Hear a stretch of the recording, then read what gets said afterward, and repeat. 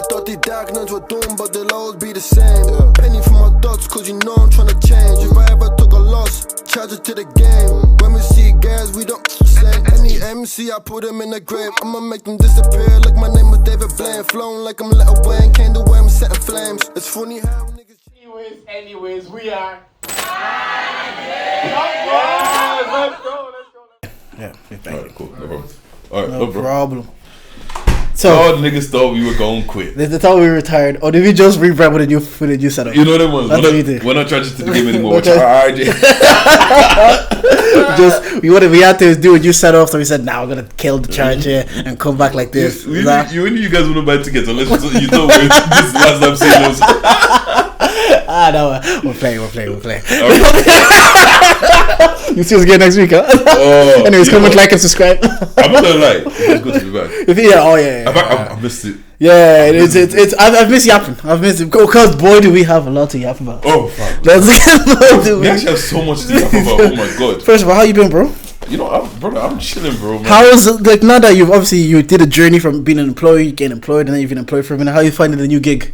I love it still. Like, love might be strong, but you like the structure. Yeah, man. You like what it provides. It works out well. Like, I'm still trying to get back into a productive routine. Yeah, but like, I'm good. Like, work is good. They're still flying you out, yeah.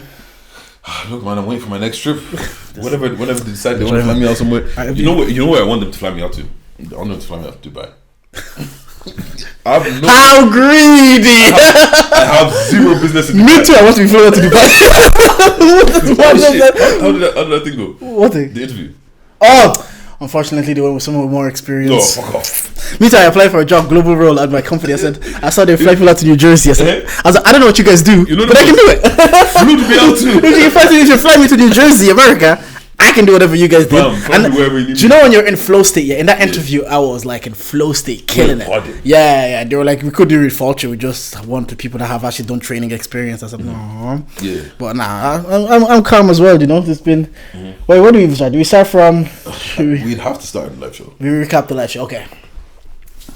How did it go for you? Like the build up. Let's start from the planning, the build up, your expectations. So for the live show. How do we start from that? The planning was, you know what planning is like. You have one idea, you try and figure out, can we do it? You end up doing another idea, you say, can we do this? And it's just like, it's just that constant like trying to figure out how to kind of position a live show but also make it fun and interactive.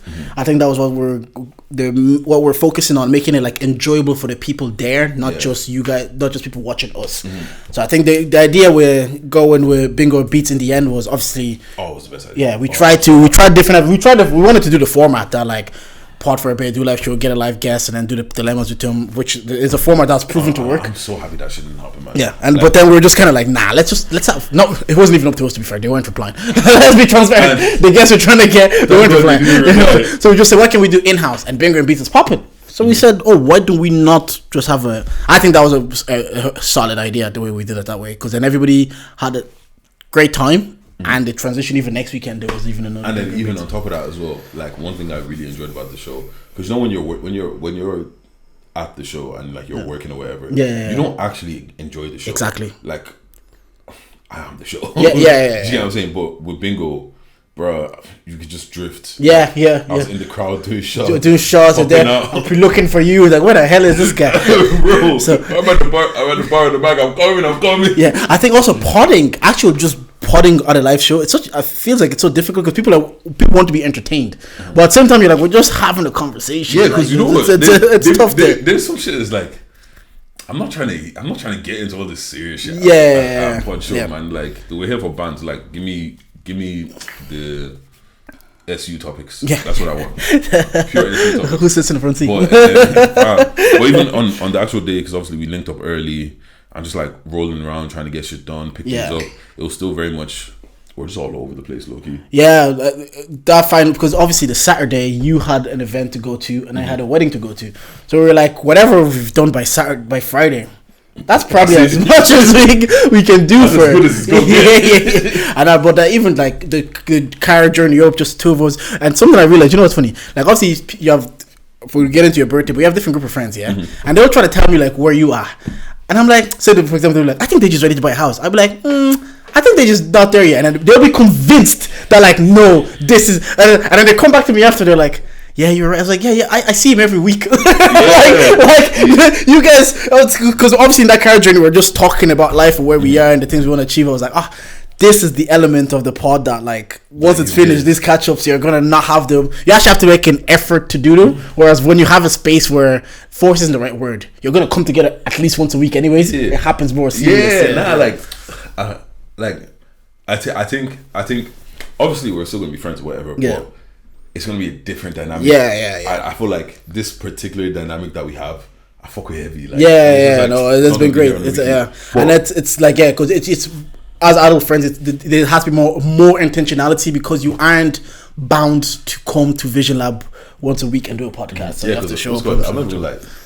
Do I even come to your house? Unless I need you there. Unless I need you there. I'm rarely every day. You get what I'm saying? First half of the show, we come out, wear suits, Dub Flint playing. How you feeling then walking out? It felt weird at first. Not weird. I don't know how to explain it. It just felt like it almost felt like the show crept up on me.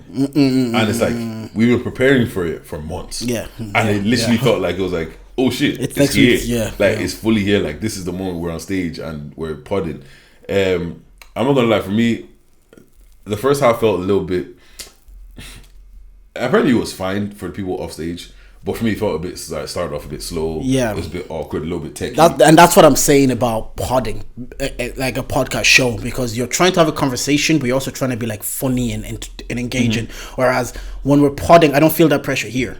I feel like if the funny will come, if it comes. If it's the serious will stay. But on stage, you feel like you feel the pressure to maybe be entertaining because we're not trying to make people laugh. We're just trying to chat right now. Yeah, exactly. But like when there's like you look over and there's however many people in front of you, you're like, yo, like you man aren't laughing. And then you see you. The funny thing is you hear the silence, so now you feel like you have to say something. And boy, do you hear that silence? Yeah, you feel like you have to say something to get people engaged. So I think that dynamic is always like, even when we went to the GTG at the beginning, Ross came with she was prepped and she was ready to go, but at the beginning it was kind of like, the crowd aren't responding because they want you immediately to be like, do something, make us laugh. But we're not comedians. We're not there for that. So I did feel that pressure. Then they were outside. Oh my god, when they outside. It's crazy. This guy. I said behave, man. Oh my god. This guy is insane. There was talent in that room. There was talent in that room. Hey man, do your thing. You're the single one, yeah? This guy. Who's your favorite talent? If I speak. I peeped your game there on stage. I peeped a few things. I saw what you were doing. I saw your man's moving like Pep Guardiola. Setting up goals for the tapping in the last minute. I was like, this guy. Crazy shit, brother. No. But genuinely, like, what else happened in the first half? There was the quiz. I'm not gonna lie, the quiz questions were too easy. Yeah. They were way too fucking easy. What else happened in the first half? The quiz and what else? And then the dilemmas. The Disney Mount Rushmore. That actually got people engaged. I love nostalgia. I think everybody agreed that Raven Simone. I think for me, Raven and Hannah Montana are shoo-in. Low key. Shoo-in. For me, Raven might have to be there twice. Oh. because the Miley Cyrus. Cheetah Girls is that's true. That's iconic on its own.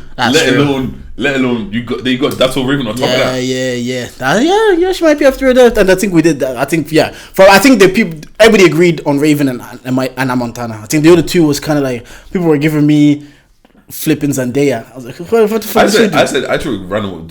Anybody that says Zendaya, get the fuck out of here. I threw a random one. I said Ashley Tisdale. Yeah. Nah, she wasn't even the main cast of High School Musical. I would have accepted like Zac Efron more. You can't give Zac Efron that. Why? He was the guy. He ain't have no TV show. Oh, because Ashley Tisdale wasn't Sweet Life as well. Mm-hmm. That's a show. That's a show. But so that happened. Went on to intermission. We weren't supposed to. Obviously, what's called? We came out in suits because obviously the funeral of the pod, the end of the pod. So is it? Come and. Is that the funeral? Or do you just rebrand with a new setup? You know what I mean? What do you do? Welcome to Charge. What was I just You're saying we intermission then happened? Yeah, what's called came out in the suits, whatever. Then intermission then happened. I'm not gonna lie, we were supposed to be off the stage for like what, maybe like 20 minutes or something.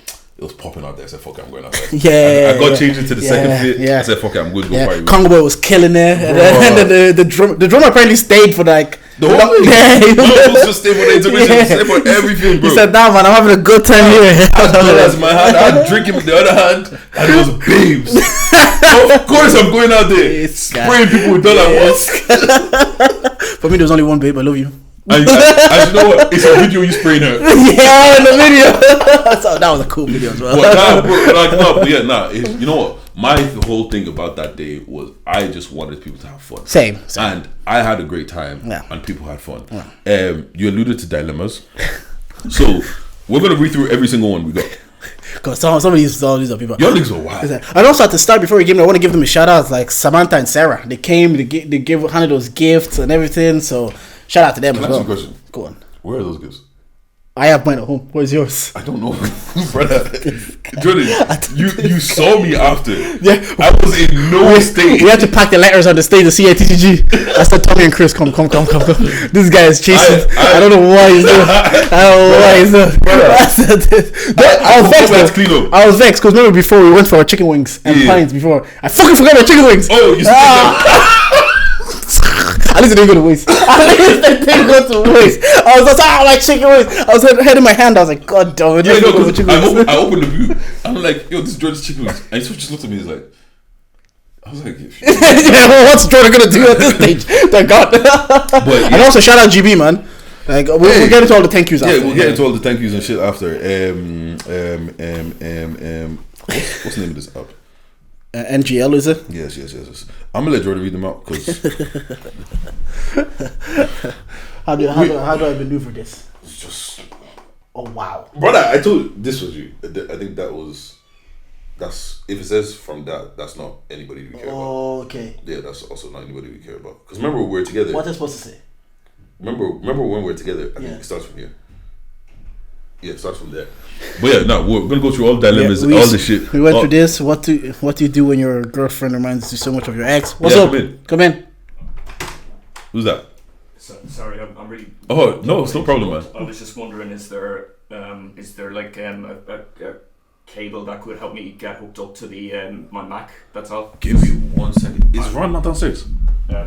There was somebody coming out when I was on my way in. He said the studio was open for me. It's just it's like a USB-C just for a MacBook Pro. Oh, like one of these? Yeah, I'm in Studio 1. Like one of these? Oh yeah, perfect. Thanks, man. Cheers, no problem, bro. Sorry to interrupt. Nah, that's no problem, man. Your thing. It said. I haven't thought that was Becky. Yeah. Go ahead. It says, "Is Deji single?"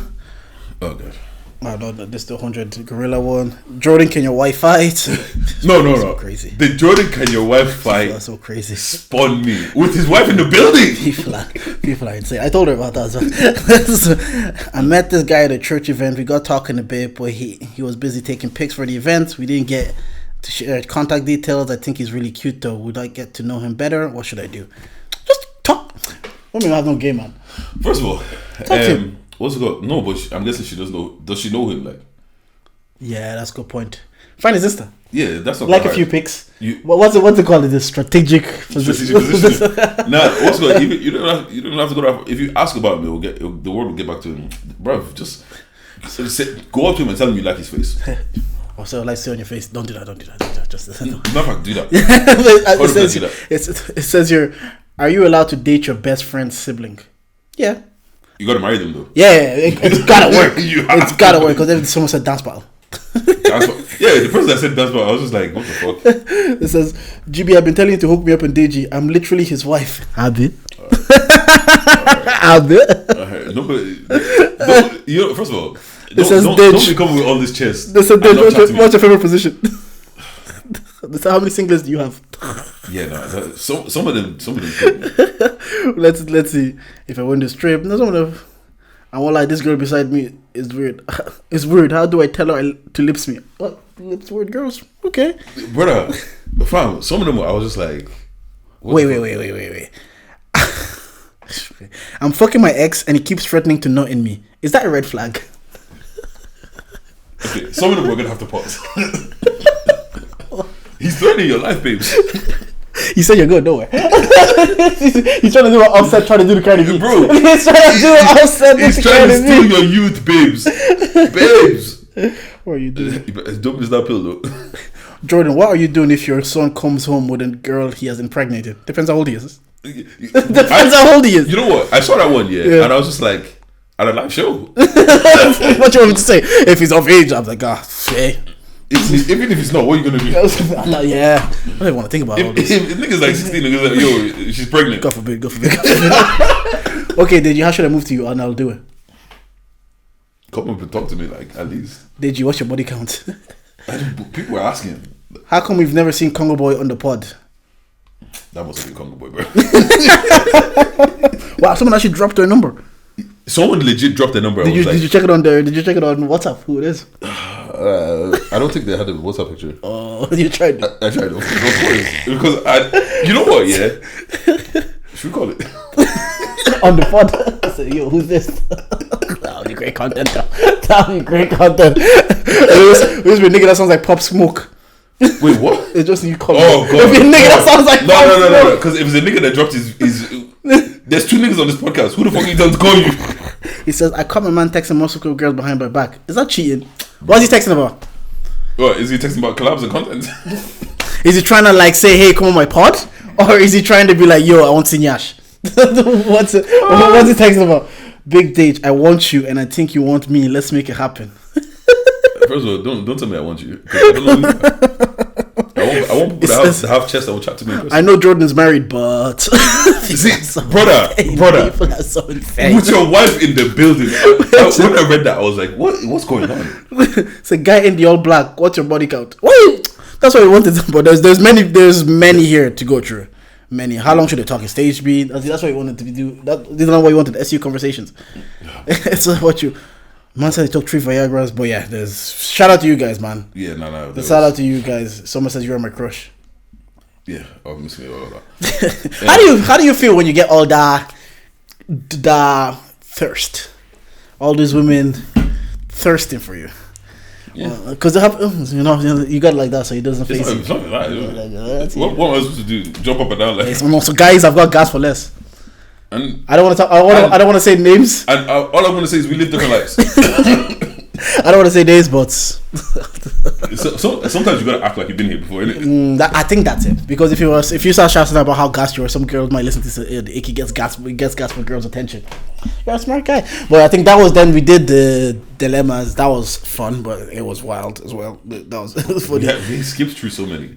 Still so many. And then the girl that won, obviously, at Bingo and Beats, we gave her a holiday because this was our goodbye present to you guys. I was asking her, like, I said, oh, who are you gonna take on the Bingo and Beats? She's like, I don't know. So then she has a boyfriend. She's like, you're gonna take your boyfriend, and she sighed. You know, I hear, man. I was like, what? What if her boyfriend's bad vibes? Oh, imagine you ask my wife who you gonna take, and they say me, and then she sighed. I'm vexed. I'm not gonna lie. She might prefer to take with me. Oh, yeah, we will. They know why I knew it was a good time, yeah. After a while, it's like some people just started enjoying the vibes and stopped playing the game. Like they just said, like it's like Tommy gave him his thing. He was just like, and she was actually like, I want some away. I want some. Jay was friendly or something. She was like, I want some away. I want some away. And then obviously she didn't get it. Well, that's kind of what I envisioned. It's like people are having such a good time that you're just like, forget the game. Yeah, let me just enjoy the time that I have here. Mm-hmm. But in terms of like the turn up, people in the building, how did you feel about that? Were you disappointed? Were you happy? Or? I was never going to be disappointed. Yeah. Like even like, okay, let me not say I'm never going to be disappointed. Like obviously, if 20 people showed up, I would have preferred more to show up. Yeah. But like at the end of the day, how I see it is like, people showed up like, on a Sunday as well. Work the next day. Yeah, you get what I'm saying? Like people got work the next day. They could have spent this money on whatever else. They didn't have to like come out, show love and all this kind of shit. And once again, if it was 20 people in there, we're going to turn up with those 20 people. Yeah. I think that's the mentality. And to be fair, like it was in the ballpark of what I kind of expected anyways, like in my head. Because you know your analytics and you know your numbers. So I think we're different in a way that because we don't have large numbers or large followings, we don't get disillusioned maybe. Because I've heard like flipping musicians like Meg the Stallions and all them Sweeties who have big numbers, but they can't get people to come out to a show. You would think like, oh, if 1% of your flipping following just came out to a show, you'd be grand. Yeah, so but because it's of that, easy, it's easy to like on Instagram and easy to do all that. Yeah, but like I feel like it was perfect. There was enough people that there was enough of us. Yeah. But there was also enough space that run into the bar, it didn't take forever. People can come to the front, to be spraying people, the guy on the drums. Like when bingo was going off, like I'm running up and down. When bingo was going off, I'm running up and down. I'm going to the bar. I'm chatting to this person. I'm doing this. I'm doing that. Like I think, like I usually I'm not in the moment with a lot of these things, but I felt like at the show I was actually in the moment. Yeah, same. Just because I was like, I know that this isn't happening again. Do you know, like, because the usual reel that I do after, like, I didn't even think of doing that because I came home. I was doing it. Obviously, you had that. We were doing it across the day, and then I was missing big chunks of it. So at one point, it's like it didn't even make sense to do. I was like, I missed so much big chunks. We're trying to do a vlog today, but we're just we're actually in the moment to like actually enjoying it. It felt like it flew by. Yeah, it felt like it flew by, but nah, like genuinely, like that was cool. I couldn't have wished for more for the live show. Now that it's like it's over, you've done it, and we've not potted. Like, how do you feel? 3 weeks. How do you feel now that it's actually the end? It's actually like, or is it? I can't believe that this is our last episode of Cittg. Yeah. We back as Cittg next week. How do I feel? I feel it was weird, like you know, like because it actually feels like, yo, this is actually the final. Like this is the end. This is the final. It's a journey we've done for like every week for 3 years of Cittg. I mean, I think I was talking to Tommy a while back, and he was asking me if there's a grieving process, and I'm like, not to that extent, because maybe we've made the decision a long time. It wasn't like it was taken away from us. Like, you know, when you, for example, in a breakup, you know, don't necessarily want it to end, but it's ending, so you're kind of like, okay. But with this, it was kind of like a decision we made, and we've had a long time to get to the conclusion. So it wasn't as like, we broke up a year ago, but we spun the block a couple times. Yeah, that's why they say breakups take a year to really end. So I think on that aspect, I was like, no, it's fine. But I've also, then you see loads of topics on the timeline. Well, this would be fun to pod about at the same time. That's what happens. This would be fun to pod about. But at the same time, I was like that, where we've left it in a good space. And to leave it like that, just. And you know what it is? I feel like obviously we're joking about staying and all that shit now, but like, it feel weird that we've actually had the perfect send off, and then we ruined it by coming back. And then there's no way you can recreate that, because next time you're like, oh, it's over, people are gonna be like, nah, like the boy who cried wolf. So you can use that gimmick again so once you say it and you build your whole life show based on that, it really has to be the end. That's what it is. But it was like, I've said it many times in terms of the podding. This is I love doing this. I love yapping. This is the fun part. But I'm done doing it. I don't want to get in trouble again. So last episode, live show over. Live show over. Then the following week. Then the following weekend. So my birthday crept up on me, bro. What you mean it crept up on you? Bro, I was so focused on the live show and everything that I kind of low-key forgot that, my birthday is actually... Do you know what? It actually did creep up on me as well. Because it got to like Wednesday or Thursday. And I was like... Because Simi wanted to stay with Fix at her mom's for the... And because she was making plans to stay over. I was like, oh, that's this weekend. Like, we're really... Because it was like one thing after another. So, you turned 30. Yeah, man. How did it feel? How do you feel? So, bro, I keep saying turn 30 is like losing your virginity. It's the most anticlimactic shit ever. Yeah. I remember when I lost my virginity. Wait. You thought losing your virginity was anticlimactic? It was the most anticlimactic thing ever. Oh, for you. I thought, bro. For you. Life is gonna be different. I'm gonna see colors. Colors gonna pop a little more. Niggas gonna look at me different. Yeah, well, that's because you were fucking tight. Fast. You were rubber tight. No, literally. If you're not doing that, maybe. I promise you. I walked, because I was in the girl's house. I walked down the stairs. I opened the door, and I was like, "Was that it?" I was like, "So this is what people are ruining their families for? This is it." This is the shit niggas are clinging on to their virginity for. This is it. And you know what? I think the day after, it wasn't even a grey sky. It was raining. I was like, what the fuck this shit, man? But lose your virginity is anticlimactic for you. Speak for yourself. But yeah. Afterwards, you feel like, I can wait a lot. I was like, you're missing out. Wait, I forgot. You're one of those that popped your cherries every day. Yeah. I was like, before the group did it, I was like, obviously. Okay, see, the thing really is, chill, man. The thing is, you know what? Because I think in that case, maybe because the bravado that comes with maybe it. you didn't have the anticipation. Because I wasn't even expecting to do it the first. Yeah, no, but that's what I'm saying. Like, maybe you just didn't have the anticipation of like, oh, I'm trying to lose it. Yeah, no, like, because it's just kind of like, Oh, so you went there with the anticipation of today's. I thought I entered the game late. I thought. No, what I mean is the day that it happened. Did you go there on the day thinking this is the day? No. No. What happened was, it was like, I want to say maybe like 7 p.m. and like me and the girl are texting now.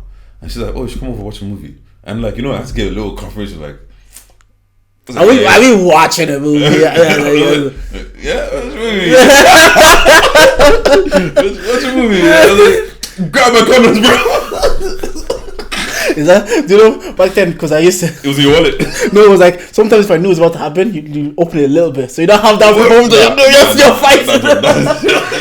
Wait. Do you know what? You're like, why do you have to pre-open the condom? Just a little bit at the top, so it's easy to just get.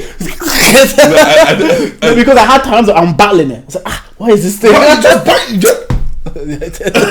I should have. Because at that time we were just like. There's about time I'm like, why am I fighting this? So especially the blue ones. So then I was like, deadest condoms. The deadest condoms. But after a while, I was like, yeah, I'm gonna lift it. Just tiny bit. Just do you know how Kogan used to rip his shirt just he can rip it all off.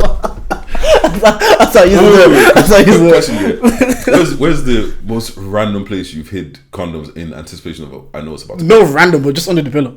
Oh yeah, that was it. I remember one time I think I had one under the pillow. I think I had one like on the side of the bed. I different. So it doesn't matter what position I'm in. I am arm's reach away from this condom. Literally, we could be. Those days, man. Anyways. Now I be having pregnancy scares all the time. Well, sorry, but back to your turkey. You turkey. Yeah. So just for anticlimactic, but you know what though? I will say, between turning 30, live show, and even my boy's 30th, like the week before, it just made me really fucking appreciate my friends, man. Like, I've said that so many times on the pod, especially when we come to a wedding, when people constantly like be showing up and doing stuff for you. You always like, right, you guys really like me. Because at the live show, I'm looking in the crowd. It's like, I've known you for 20 years. I've known you for 25. I've known you for this. I've known you for that. And it's like, why are there 4 people in here? At least 4 or 5 people in here that I've known for easy 20 plus 15 years. Yeah, come in. This is Beckley. Yeah, again, really sorry. No, it's okay. I'm just having a bit of a hard time hearing the audio on my headphones when I'm logged in with FL Studio. Okay. It's just I can make it go loud in the monitor, but I just can't hear anything in the headphones. That's all. Do you want to hold this down? No problem. Yeah, sorry. So start playing. Where is it? No, I don't know. Anyways, make sure you comment, like, and subscribe. No, don't do that because what difference is it making anyways. We're holding down Vision Lab for the boys today. These stories are about to just get better. It's funny because people want me to crash out, and I don't have it in me anymore, man. The crash out gene is dead. I've done it. People asking me why to be peaceful, but nah. Your boy said what he needed to say. Today is an episode of celebration. It's just have a good time and recap on our journey. And to appreciate you guys for watching this. I don't know how long I'm going to be yapping for, man. I hope Dij cuts all this out. I don't know if he will. She might not. But just to kind of appreciate the journey that we've been on for 3 years. Me and Dij. And also Dave. We're going to speak on that as well. But yeah. Shout out you guys. And shout out us for doing this for 3 years consistently, basically on a weekly basis. I'm not gonna lie, lads, I'm actually kind of drained. This week has drained me. I did a course on flipping Monday, and I don't understand how people go back to uni at this age, man. Like, obviously, I know, like, Fiona's going back, and I tell her all the time, how do you do this? I did a course for 8 hours, and I had to leave early. I first time ever, I used my kid as an excuse to be like, yeah, I'm out. I tell them that I have to pick up my son. My wife was meant to pick him up, but she can't do it, so I have to pick him up. Because I just sat there, and it was like a course on technical writing. So they're just telling us about, like, how to structure sentences in the past, future, and empire like tenses and all this stuff. And I'm like, why did I sign up for this? Because the company already paid for it, and I thought it'd be good for like my documentation. I'm like, I'm gonna do technical writing. It may be good for my documentation. I'm writing documents, and then while I'm sitting there, I was like, God, it crapped up at me as well. They emailed me like the flipping Friday saying, oh, you signed up for this course. The company's already paid. It's already prepaid. If you don't attend, we'll have to contact your manager. I'm just sitting there like, all right, fair enough. It was one of those days I didn't even have to flip and be on site. But I'm sitting there. I'm like, nah, this can't run, man. I was like, I don't know how people. That day actually drained me. I don't think I'm fully recovered from that day. But yeah, she did. She managed to just part of my own. I did too. I'm actually hold it down. I don't know if you're gonna cut it out, leave it in there, but it does make a difference. Yeah. Where were we? Talk about your 30 people showing up. Yeah, no, man. It's like it just made me really appreciate my friends and that. Like I really got love for. Like, if there's one thing that I've always said, if there's one thing that I've been blessed with, it's I've never had bad friendships. I've never had like a fallout where it's like I feel like one of my friends snaked me or whatever. I fizzled out with friends. Yeah, and it was just fizzled out. Yeah. And I think Except once. They blocked me. Girl? Of course. I know what you're talking about. I'm doing this for too long. I don't think I'm blocked you. But I'm like, it just made me realize, like, I think not that I've taken my friends for granted, because I don't think you take your friends for granted. I don't. It just made me like, you know, when it gives you a different appreciation. But it's just like, this is really happening. But yeah, so then we fly to you guys fly to Manny on the Friday. Yeah. Well, because I was there the Saturday morning. What was Friday night like? Because obviously I was in a group chat. Shout out Steve. Steve is sending us videos of the plays. Steve brought my sister-in-law flipping shoes. Flipping rich guy. That guy. But wait. Am I ruining his market or by saying that? No. That's what Steve does, man. You know, Steve's most bait nigga that I know. Yeah. The guy knows everybody, but if I'm like, oh, do you know Steve? People are like, who's Steve? Until they see him, they're like, oh, Steve. We went to that day. We come back. We went to Heritage. Why does this nigga saying hi to everybody? But we flew to Manny. I was in Manny on the Thursday, so on the Friday I was kind of like walking around doing shit, like just getting ready, getting to the Airbnb, just running and pick a few things up in town, because, like I said, my birthday crept up on me. I had no clothes or nothing. Like I finished work, packed in like 15 minutes, and drove to the airport. You went when you flew in Friday or Thursday? I went Thursday night because you want to see your niece and nephew. Yeah, because I saw my niece and nephew, and so I chilled them for a little bit in the night. They got ready for work. I mean, got ready for school. So saw them in the morning, helped get them ready for school and send them off, and then I didn't see them again. Obviously, because you had done. Because I went to go be on my fuck shit. Then everyone starts arriving. I actually thought more people were arriving on Saturday than on the Friday. Yeah, I think Beckley was supposed to do it as well. But they said, let me jaya. That's what he said. You said he was supposed to go outside. He says, let me jaya as well. Yeah. And then everyone's just showing up now, and then you start drinking. Yeah. Bro, I'm seeing the group. It was not supposed to be like that.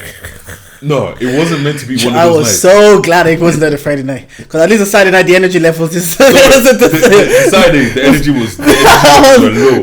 One part I was jealous though. I'm in a group chat, so I saw Jeremiah's here. I'm like, what? What? No, birthday sex Jeremiah just happens to be in the club. I had the most rad, because we're like, okay, where are we gonna go? Then I've seen, Jeremiah and Trey Songz are doing that for £20 or something. I get in there now. And then at a certain point, they come out at the back, and you know, everybody cameras up, and they just start singing. I'm like, why am I hearing birthday sex live? So they're like, must be nice. Different kind of birthday sex.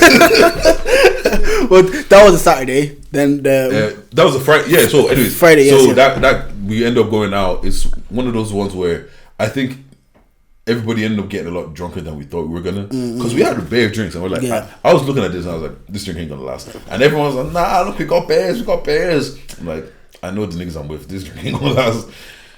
Get to the club, we go out, whatever. I think we get home at like 6 a.m. or something. Yeah, I know. Remember, I was leaving to go to the airport to get my flight. You guys were like outside of the club, still coming home. Yeah. I was on my way to get my flight that morning, because I think I flew in at 7 a.m. the next morning, 7 a.m. the next morning. We were on, and you guys were just waking up. I said, I was saying, God, what did I sign myself up for, man? These guys want to party. Nah, man. Yeah, but yeah, so Trey Songz and Jeremiah in the club performing, that was cool. Get Home Now. Yeah. So silly. Should we speak with chess? This guy is so ridiculous. Yeah, why you like this? Anyways, breakfast, all of that, and then as I'm going to sleep, as I'm getting ready to go to bed now. So it's 8 a.m. They just getting ready to go to bed. Yeah. Guess who turns up at the door? Jordan turns up at the door. Yeah, Ron.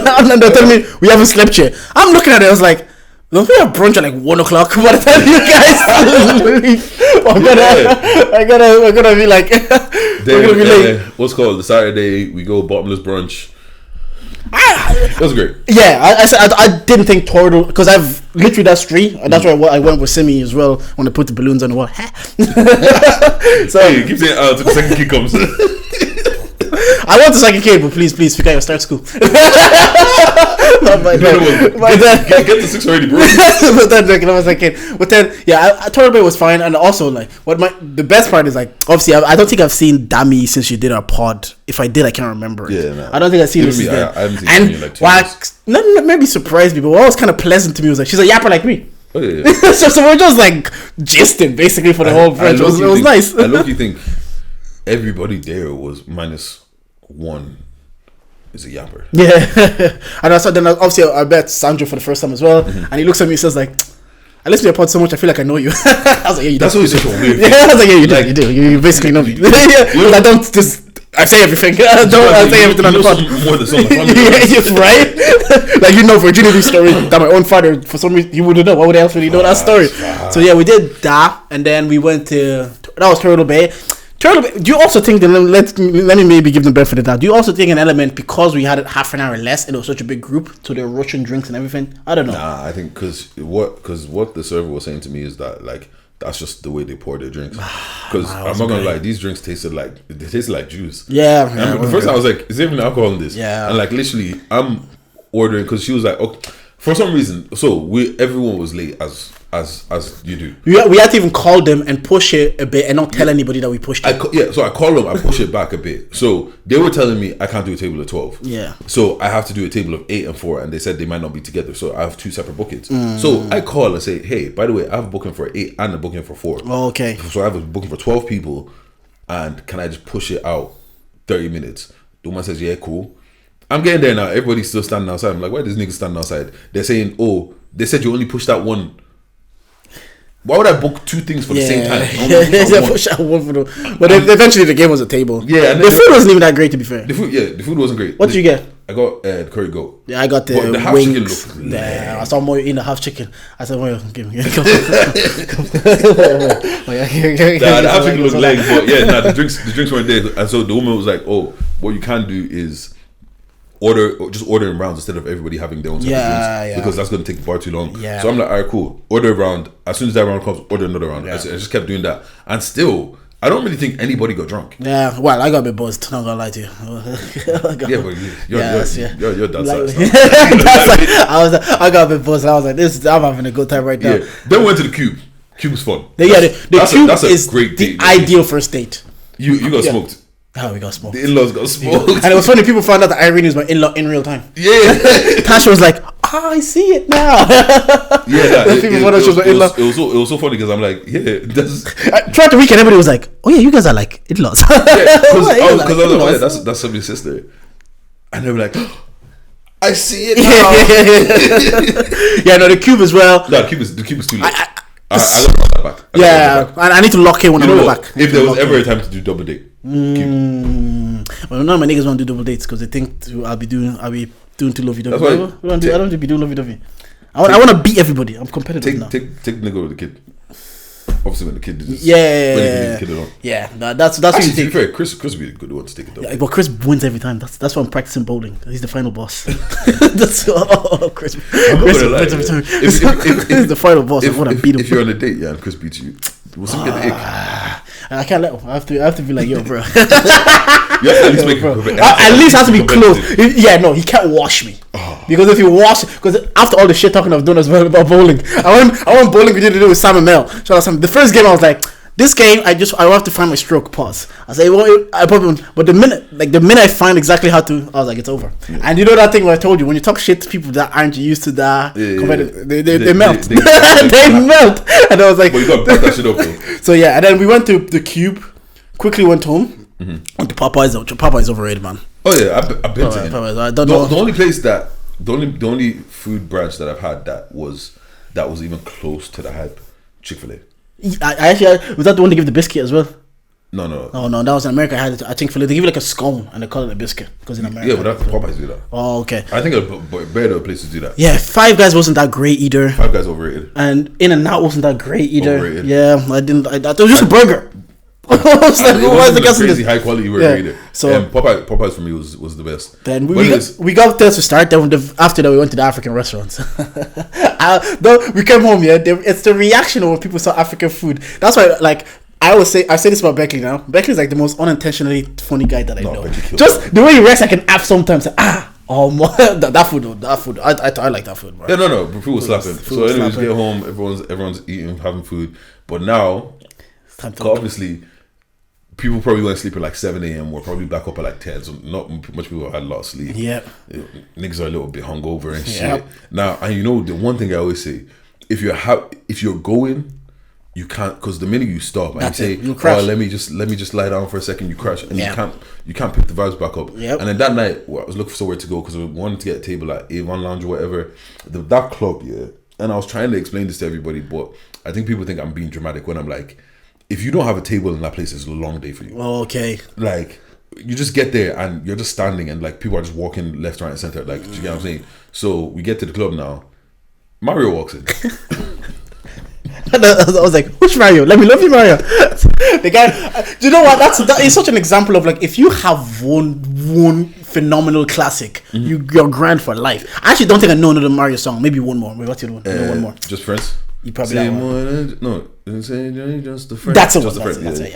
Yeah. I know 2 Mario songs, but I was like, this guy the minute he comes in and start playing "Let Me Love You," I was like, of course. No, but you know the part that killed me. Yeah, the part that killed me was they played "Let Me Love You," and then they started playing Mario music, and I'm like, that's not the same guy, right? I didn't even clock.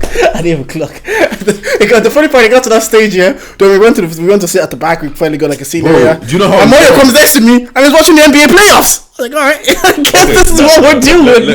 No, and honestly, I've never seen a more I can't be arsed being here group of people than my niggas that day, right? One guy didn't even make it to the club. Yeah. And it wasn't like he was drunk or anything. Niggas went to sleep. Yeah, he's just like that. And I forgot about him, and so I didn't wake him up. That nigga didn't make it to the club.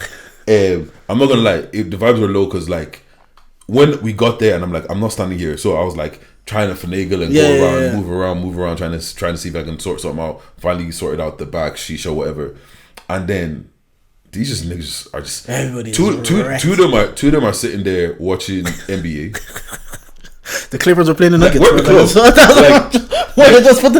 Because he obviously lives in the UK, so he has BT on his phone. Mm-hmm. Well, so he just comes beside me, and I'm like, I guess that's what we're doing. Bro, I guess we're watching the NBA playoffs. These man just aren't having it. The girls just they were ready to go home the minute we landed. Yeah. Like Dami was doing her best for us to play games like indoors. And I remember at the table we were trying to decide. I was like, "Yeah, I'll do games. Right? I'll back this agenda." You're the biggest instigator, man. You're the biggest instigator. So sometimes I just have to take the side just to see what happens, just for the shits and gigs. Jordan was doing shit just on the floor. Just to see. I was like, "Just back you. Maybe it won't work." What's going? Kaz and Tanya were there. Did you see them? Yeah. Oh, fair.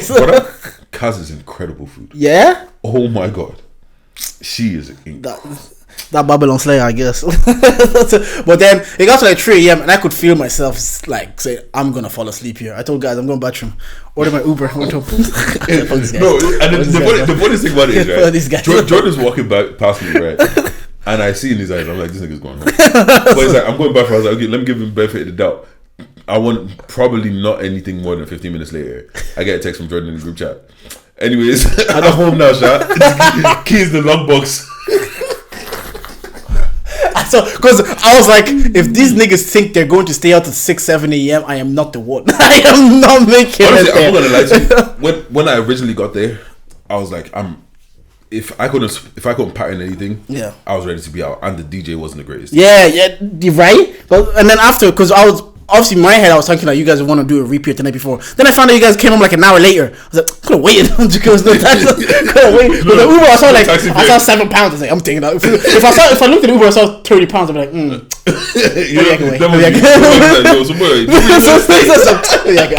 I can wait this out. And then obviously that was the weekend. But what did you rate the overall weekend in Manchester? Wait, your weekend was over. Oh yeah, you guys. I came back. Okay, so this is the thing, yeah. So then we came back to fly back for Yusuf's bingo event. First of all, GB, I don't know how he did it. Because he went to Morocco. Yeah. Straight from Morocco to Mani. Flew to Mani. Mani. Didn't sleep in Morocco, didn't sleep in Mani, and then had an event. And was hosting this event. Crazy. Anyways, I get to bingo. So the vibes with bingo, yeah. I was like, I'm tired. I'm not trying to drink. Like, I'm having a quiet night. Like, low key, I just even want to chill, whatever. I get there now, yeah. I see the boys. I see everybody's there. There's some, there's some, and brother, they just say, "Here's a shot."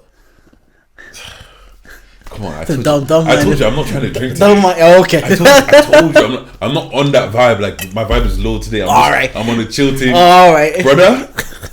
The first shot went. The second shot went. Nigga dropped a drink in my hand. Third shot went. Another drink got dropped in my hand.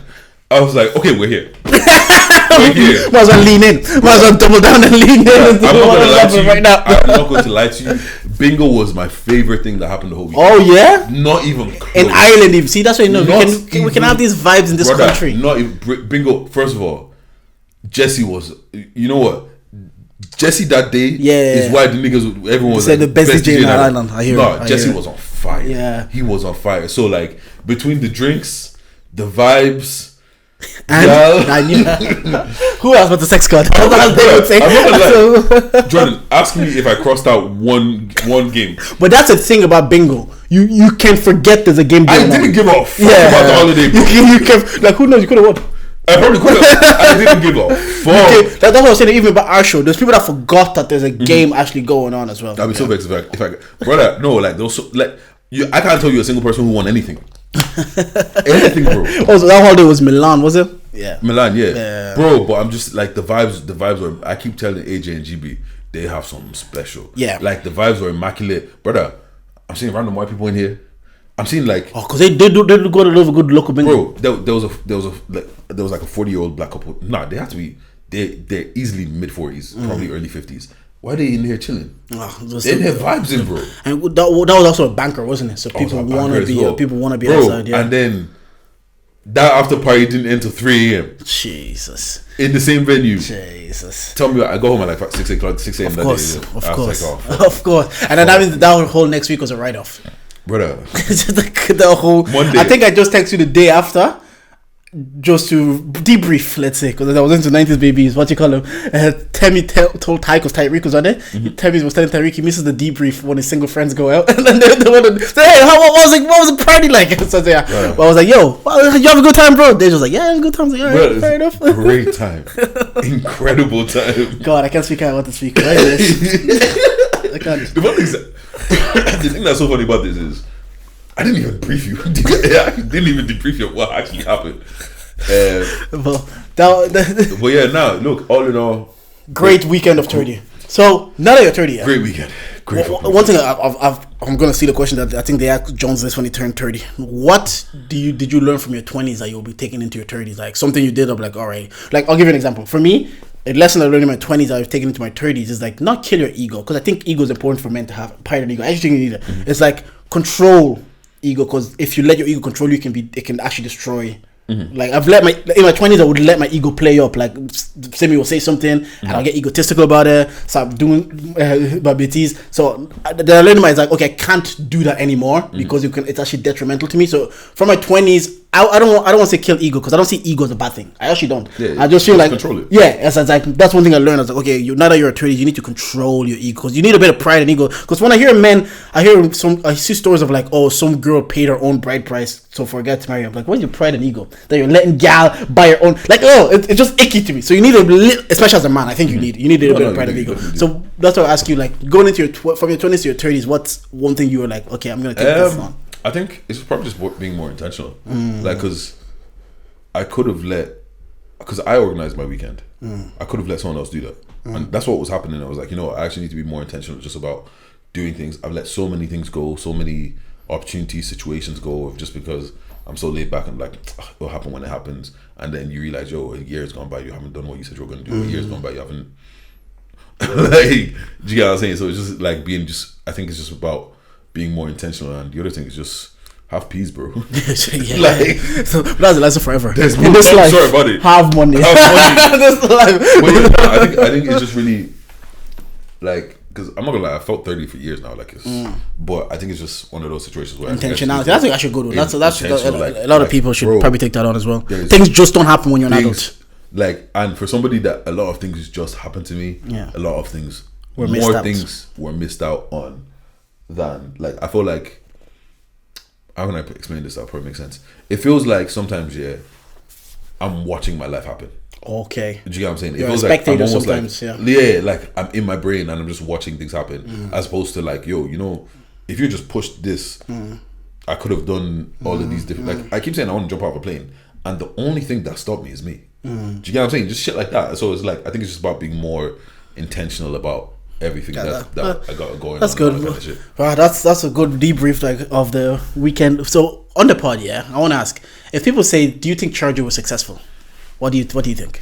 Yeah, I'm glad you said that. Why do you think it's successful? We never came into this trying to be famous. We never came into this trying to like make it out the hood. We came into this just to have fun and do shit. And like, from having mics in my house, in your parents' house, and to building something that we got to do 2 live shows off of. A karaoke night. Karaoke night. I didn't forget that happened. Yeah. Karaoke night. The only reason I've got the hosting is because of the fucking pod. Like, it's brought so many opportunities. I've met some really cool fucking people. Yeah. Like, for what we wanted it to be, we did everything. And then some. And that's the thing, because I was thinking about this today. I was like, I think sometimes a lot of people, especially when you do creative, you get bogged down if I don't blow, then I haven't been successful. And I like, if we're not doing this full time, we haven't been successful. And people, you have a term in football, it's called copium. It's what you tell yourself to feel better. And this is like, I was asking myself, is this an element of copium? Because I was looking like our resume. I'm like, we've done over 100 episodes. Not many can say they've done that. We've done 2 live shows. Wait, are we talking about just charging? Like, obviously, so what are we talking about before that? Yeah. Just the charge element. It's like, because I looked at everything that we were able to do over 3 years. I'm like, success and doesn't have to be like we are 90s babies or nothing. Do you know that there has to be something in the middle? It can't just be like, if you're not Joe Rogan, or if you're not, obviously that's like an outlier. It just can't be like, because there's a lot of musicians or even creatives that make money being creatives, and they make a good living and they have a good standard of life from being creatives. Doesn't mean that like, or because they haven't made millions or they're not Kai Cenat. There's probably streamers that make a good income, but if I wouldn't say, oh no, you have to be Kai Cenat or I don't deem it successful. So I was like, we need to, especially here in where we are. It's like, what we're able to do from over 100 episodes, live shows, awards, opening for 90s. This is 143. Bro. Yeah, like opening for 90s, being on Sugar Club like 3-4 times and like performing in front of people. That has to be an element of success for what it is now, because there is going to be the next stage. Like we've seen, like GTG where they're taking it. They've taken it even up, and that's always going to happen. So I didn't want it to be like when we look back and be like, oh no, because we didn't blow or because we didn't do this full time, it wasn't a successful venture. I'm not gonna lie, at no point have I ever looked at the pod like it was unsuccessful. Because like, even I have randomers saying that, your date's from the pod, didn't it? I appreciate you listening. Like, even having fucking 20-30 minute conversations about the scene in the gym is still like, it's not what I want to do. But like, well, people somebody cares enough to stop me and actually want to have a conversation with me. Do you get what I'm saying? Even people saying that they want to come on the pod. Like, I'm glad you have that perspective, because people could look at our numbers or especially in this day and age where everything is social media driven and number driven, analytically driven. So people might look at the analytics and be like, oh, I didn't feel successful because the analytics weren't what I wanted it to be. And I'm the same as you. I never felt that. I felt like whatever we're doing, we did well, and given where we are, I felt like we once again, it's just we came in this for shits and gigs. Yeah, we came and also there's nobody that's still doing it that started before us. Do you get what I'm saying? Like, we outlived a lot of niggas. Yeah. We've rebranded a couple of times. We just kept going. There's a million times we could have said, fuck this shit, we're not doing this shit anymore. Yeah. We kept going, and like, to be able to, our first live show was, fuck it, we're doing this on the whim. We had to, try and find a little bit of a budget place. We ended up doing it in Soundhouse, but Nice Babies did Sugar Club. Where's your head at? Do Sugar Club. All the quote unquote serious in our scene anyways do Sugar Club. We did Sugar Club off our backs, and also no guests, no nothing. It was just us. Do you know what I'm saying? And like, people showed up, they had a great time. People are also, the other thing is like, people are actually genuinely like, yo, you guys shouldn't quit. People are genuinely like, I'm actually sad that you're quitting. Like, I don't see how you can't see that as a... Yeah, no, I agree. I don't understand how you can't see that as a... Because even one of my favorite, like, I love O'Shea's rapper. I remember ages ago, he said, success is what you make it, take it like from half a million my 20s is like $1 billion where I'm from. So it's like, everything's about perspective. Like, $500,000 to come from where he comes from, that's success. Whereas maybe... Even you look at certain billionaires and be like, oh, but you didn't make it. But I was glad that when he said that, I'm like, oh yeah, whatever you perceive to be successful for you, you can't let anybody determine that, because everybody has their own different goals of what they want to do, and some people, they're not going to maybe feel successful or whatever they're doing the success until they're doing this full time, and that's fine. That's fine too. But also there is a journey to it, because it's like this whole thing has to be like I'm just going like receipts or nothing. I don't think that's how you should. And also like, even because one of the girls I work with, because she was actually going to come to the show, but then she couldn't find someone to come with her, and she's like, oh, like, because I was like, oh, we got our video back, and I showed the video, and she was like, does that say podcast of the year? And I was like, oh yeah, shit, that happened too. Like, kind of situations, like, we even have an award. I will say one thing I do regret not picking up on our award in person. Yeah. Well, you don't regret it. You got. Yeah. No, I meant like, that would have been a cool moment to be a part of. That's probably the only moment that, based on the pod, that we weren't in. Yeah. Like, every other moment we were in it. I think that's the only moment that happened to us that we weren't in it. And it's just even just to say it again, like, I know it just because, once again, over familiarity, like, we know who puts on the awards, we know it's Black Marriage, we know all this, so it probably doesn't feel the same, because it's like, Well, your perspective post award that time, I think we did an episode, it was saying like, because we're getting all these different, like, the broadcasters and everything that come in, it looks a way that we're not showing up to pick up this. I think like it looks a way that award after award the person isn't here. So we have to start taking this serious as well. Like, it is something. Maybe not this year, but no, but it is something that we should take more seriously. And it's just like, once again, when it comes to the podcast, like, we've had genuine moments on these podcasts. Like, you know what I'm saying? Like, we've had situations, like beefs. Not me. Why would anybody beef me? You know what I'm saying? Podcasts got niggas in trouble. But yeah, so like, it's just once again, everything that we wanted out of it, I feel like we got. And then some. Like, hosting a karaoke event, like, and then you hosted well, let's come back. I should that's why let's come back. You hosted that. So now, and overall, we just had fun. I think that was the most important thing. We enjoyed it. We enjoyed talking to people. We enjoyed, for the most part, showing up here. Like, even when we're setting up, we're saying like, we'll miss. But people ask me like, oh, are you not gonna miss it? What are you gonna miss? I'm like, the camaraderie.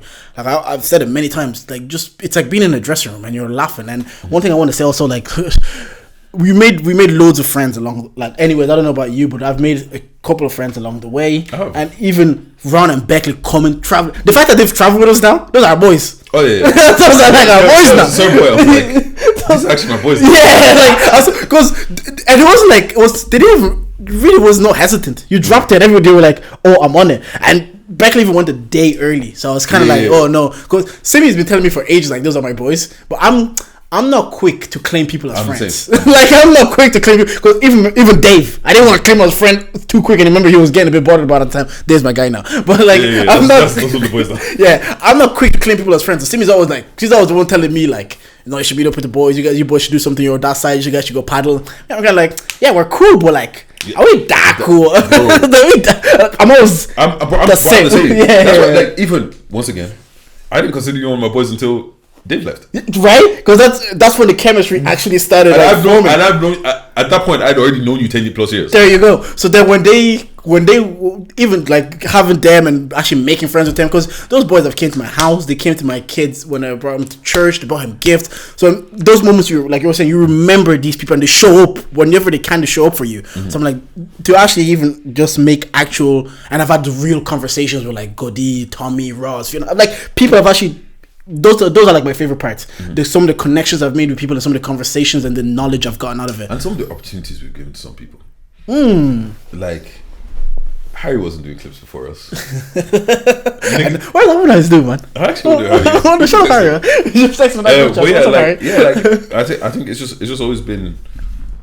I don't know. It's like, once again, I think it's just given us. Yeah, and what's your favorite thing been like? I've just said here, my thing's been like the connection and the friendships that I've been able to form and build out, or even the conversations I've been able to have, just because I'm in the space. Because some people are probably, I don't meet Ron and Beckley, or I probably don't meet them, because where do I go if I don't do this?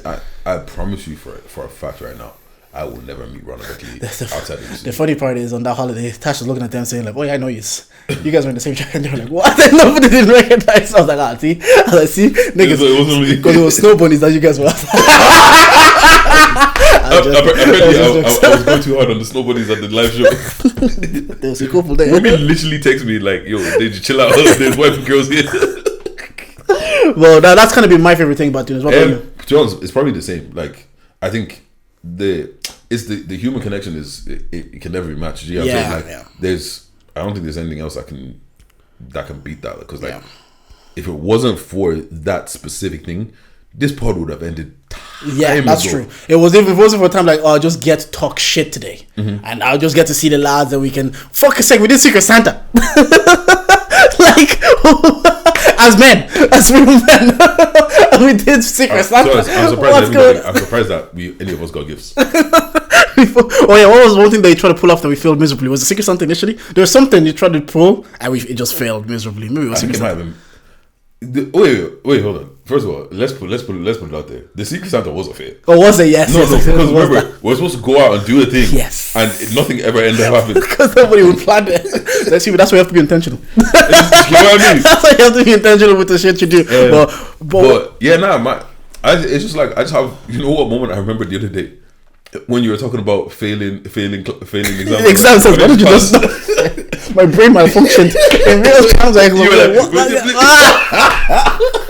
why don't I just not pass? What were your least favorite things from this? It just makes me more of a walking red flag, man. Having a podcast. Just having a podcast. At least one of my red flags are gone. Now you can be on the timeline and say, take their mics. I can't wait. Why are we still giving Ben mic in 2025? Good riddance, man. Yeah, I think I don't really think I had like a least favorite thing from this. Wait. So when they pulled up, that was the least favorite. Maybe the scene politics. I think that's it. If you just get people, get too close. You have to crash out again. I'm not gonna crash out. People, I know. People gonna think I'm gonna wild out. If I say, well, I'm not gonna wild out. You said what you said. Yeah. I just don't want to say fuck me for it. Don't do this. Don't do this. Don't fly too close to the sun because I'll dive in. I won't take a touch. I won't give composure. I'll go for it. We're not gonna talk about it. But some of you guys are bitch ass niggas. Some of you are bitch ass niggas and keep my name out your fucking mouth. Nah, because you man are talking like you know me. Keep my name out your fucking mouth. And this is separate to his crash out. All I'm saying is I'm shaking trees, and when I find you, we're gonna have a conversation. That's all. Crash out. That's it. That's all I gotta say. Oh yeah. What else has happened? What else? Let's pop this intro. Oh shit, we didn't even do the intro for the last time. Or is it? Anyways, we are charged to the game. Bang, bang. This is the podcast with the highest level of analysis the culture needs. I'm Daddy J, but you man killing me, Jordan. I'm here with. You know it's your girl's favorite voice, Big Didge nigga with the mighty touch. Come on, yeah, bro. Are you been keeping up with this Diddy trial? As much as I'm not trying to. Yeah, it's impossible. I have been. Yeah. Okay, so we're starting Diddy trial straight. Yeah. We have now 4 minutes of catch up. All right, cool. Diddy shit.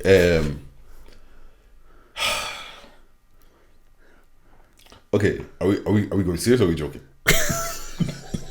It's a last one. Who cares? What? Who cares? What are they going to do? Okay. First of all, before you throw these jokes around, genuinely, yeah, it breaks my heart for Cassie having to go up there, and especially and her husband. Yes. Oh yeah. Especially the fact that she's due in June. It's mid-May. Do you get what I'm saying? Yeah. Like, fam, I'm not gonna lie, all that stress can make that baby pop out on the stand. Yeah. God, that'd be the worst place for that. Well, I was listening to the Lauren Rosa. She has a little segment on Breakfast Club. Yeah. God, me too. Do you know what it is? Yeah, Jess and Lauren, they've given the Breakfast Club a little bit of rejuvenation, a little bit. Because I see their clips a lot more now than I did in the previous. So the way, obviously, she's breaking it down every day. The way that sometimes she breaks it down, because he got Brian Steele, the Young Thug's lawyer. The way that they're trying to frame it is like he's immoral, but not illegal.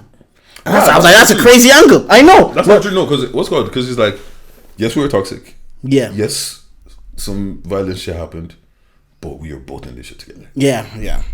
It's crazy how they really try to like. Being the lawyer of like the villain.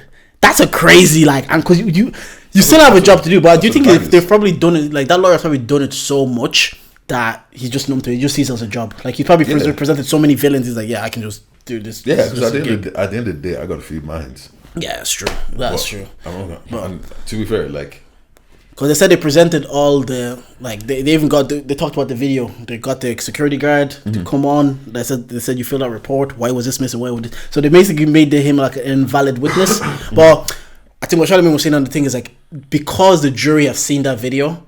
It's whatever they see, it's hard to remove that from your brain. Whatever evidence they might present to you to try to paint him as like, oh, he was just a freak and this was a toxic relationship. It's not that he was a bad guy. No, we saw the video of what flipping happened, man. Only one of you guys seems like you're traumatized after this. Yeah, but do you think because the American court of law is to prove without reasonable doubt? Yeah, do you think he has any chance of? But because we've seen that video, it is what it is. I think he goes away. Yeah, I think he has to. I think. Maybe not for life, but there's too much. Yeah. There's too, like, how far back are we talking? We're talking about conspiracy theories of him taking out Big in the 90s till now. The evil you've done is not enough. And then the fucked up part is like his kids are in the room listening to this. Like, listen to his sex escapades and what he was in. Genuine question, yeah. How far removed do you really think his kids are? That's a remove the little girls. I'm talking about no. That's a good point because being around your parents, even if they think you're not noticing or see certain things, you are. Yeah. Even if you're not gonna like just being at home with your mom or like they probably think they're hiding some shit from you. Do you know how many? Do you know how many niggas and people I know that found their parents pornos and all this kind of shit? Yeah. So, like, but you know, it's one thing knowing about it, but it's the other thing hearing and seeing things. Like hearing like, oh, he pissed on here. He asked me to piss on his mouth. One of the things they said he ejaculated, then it took the semen, went to the next room to rub it on his chest. No, that's not what happened, bro. Sorry. That's not what happened. So apparently what was happening allegedly. Yeah. They'd get an escort and Cassie and the escort would be doing whatever. So he'd sit in the corner and almost like direct the shit. Nigga, you know what? That's a different level when you're essentially you're horny, so you're doing live porn in front of you and you're directing it. Yo, do this shit. So apparently it was dark, it's late, he's in the corner like just stroking himself, doing whatever and instructing them on what to do and like I am not mature enough to be in these courtrooms. Because I'll be like, what is going on? I was like, hey, yo! Sorry, go on. Yeah, so anyways, there'll be lips and whatever. Then you'll be like, oh, rub baby oil on each other. And it's like, apparently, they got to be glistening or whatever. Then, what's called? Because they brought escort up on the stand. And apparently he was doing shit with them for a while. So what happened was, the first day he got there, Cassie was like, oh, essentially me and my husband we like to do some stuff. He's gonna be in the corner, he's not gonna do anything with you, but he's just gonna be here, whatever. So the guy was like, first of all, she's laying and he's not gonna touch me, I'm gonna do this shit. And then like the more like he'd see them regularly, and then later on he would see other escorts would come out and then he'd go in kind of a situation. And then he said one time he couldn't do it because he saw did he beat her up kind of situation. He just couldn't go ahead with it. But anyway, so yeah, they'd be glistening, rubbing each other with like baby oil and shit. They finally do, and apparently Diddy get the escort to nut on her, and then they'd go into the next room, and then he'd want her to wipe it off her and start rubbing on his nipples. That's some freaky ass That's shit. freaky man. ass nigga. I've heard some freaky shit in my life. Like, freaky shit. And then sometimes he'd get involved, sometimes he wouldn't. Obviously, like the whole him saying that she'd have to do that shit even when she's on her period. Oh my god! Like, and it's crazy to think that she's like 21 at this stage. Jesus. And okay. Oh, and I think I heard somewhere that like she was like, I think like even some of her first kisses or something was like in this whole environment, and it's one of those situations where you're young, you're in love, and even if you don't want to do it, like, and he's a powerful man and all this, and also she's in love. Like, Lan is like, oh, it's one of those situations like, you know, girl that's like they've done things that they didn't want to do, but it's like, I just really like him, and like, okay, if I don't do it, maybe some other girl would do it, and then these are niggas that are they're just regular niggas, just do let CC alone for a dominoes. billionaire millionaire that's doing whatever. Do you get what I'm saying? So it's just kind of like, it's crazy pissing on her. Like, do you think, like from her husband perspective, do you think he'll be privy to all this information, or do you think he's going to be hearing some things in court for the state? Because I was having this conversation at home. I was like, there's certain things that you're probably either you blocked it in your brain yourself because it's so traumatic, or you're like, I'm so ashamed of this, I don't know how to share it with you. So there's certain things you might know. Like, you think he's in court for the first time hearing some of this? No way. Because the thing is, if it wasn't going to court, maybe I'd yeah. You have to mentally prepare that you have to go back to this place. Do you get what I'm saying? Like,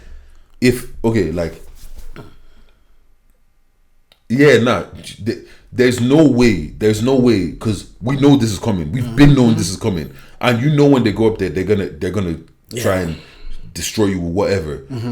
You have to have that conversation at home. Be like, yo, this is what happened. These are the things that's happening, or whatever. So you're not hearing it in court for the first time. Yeah. You might get caught with one or two things. And sometimes it's like even hearing it and then hearing it like that, because the way they might phrase the question, it probably still hit you. Like, you probably to be fair, yeah.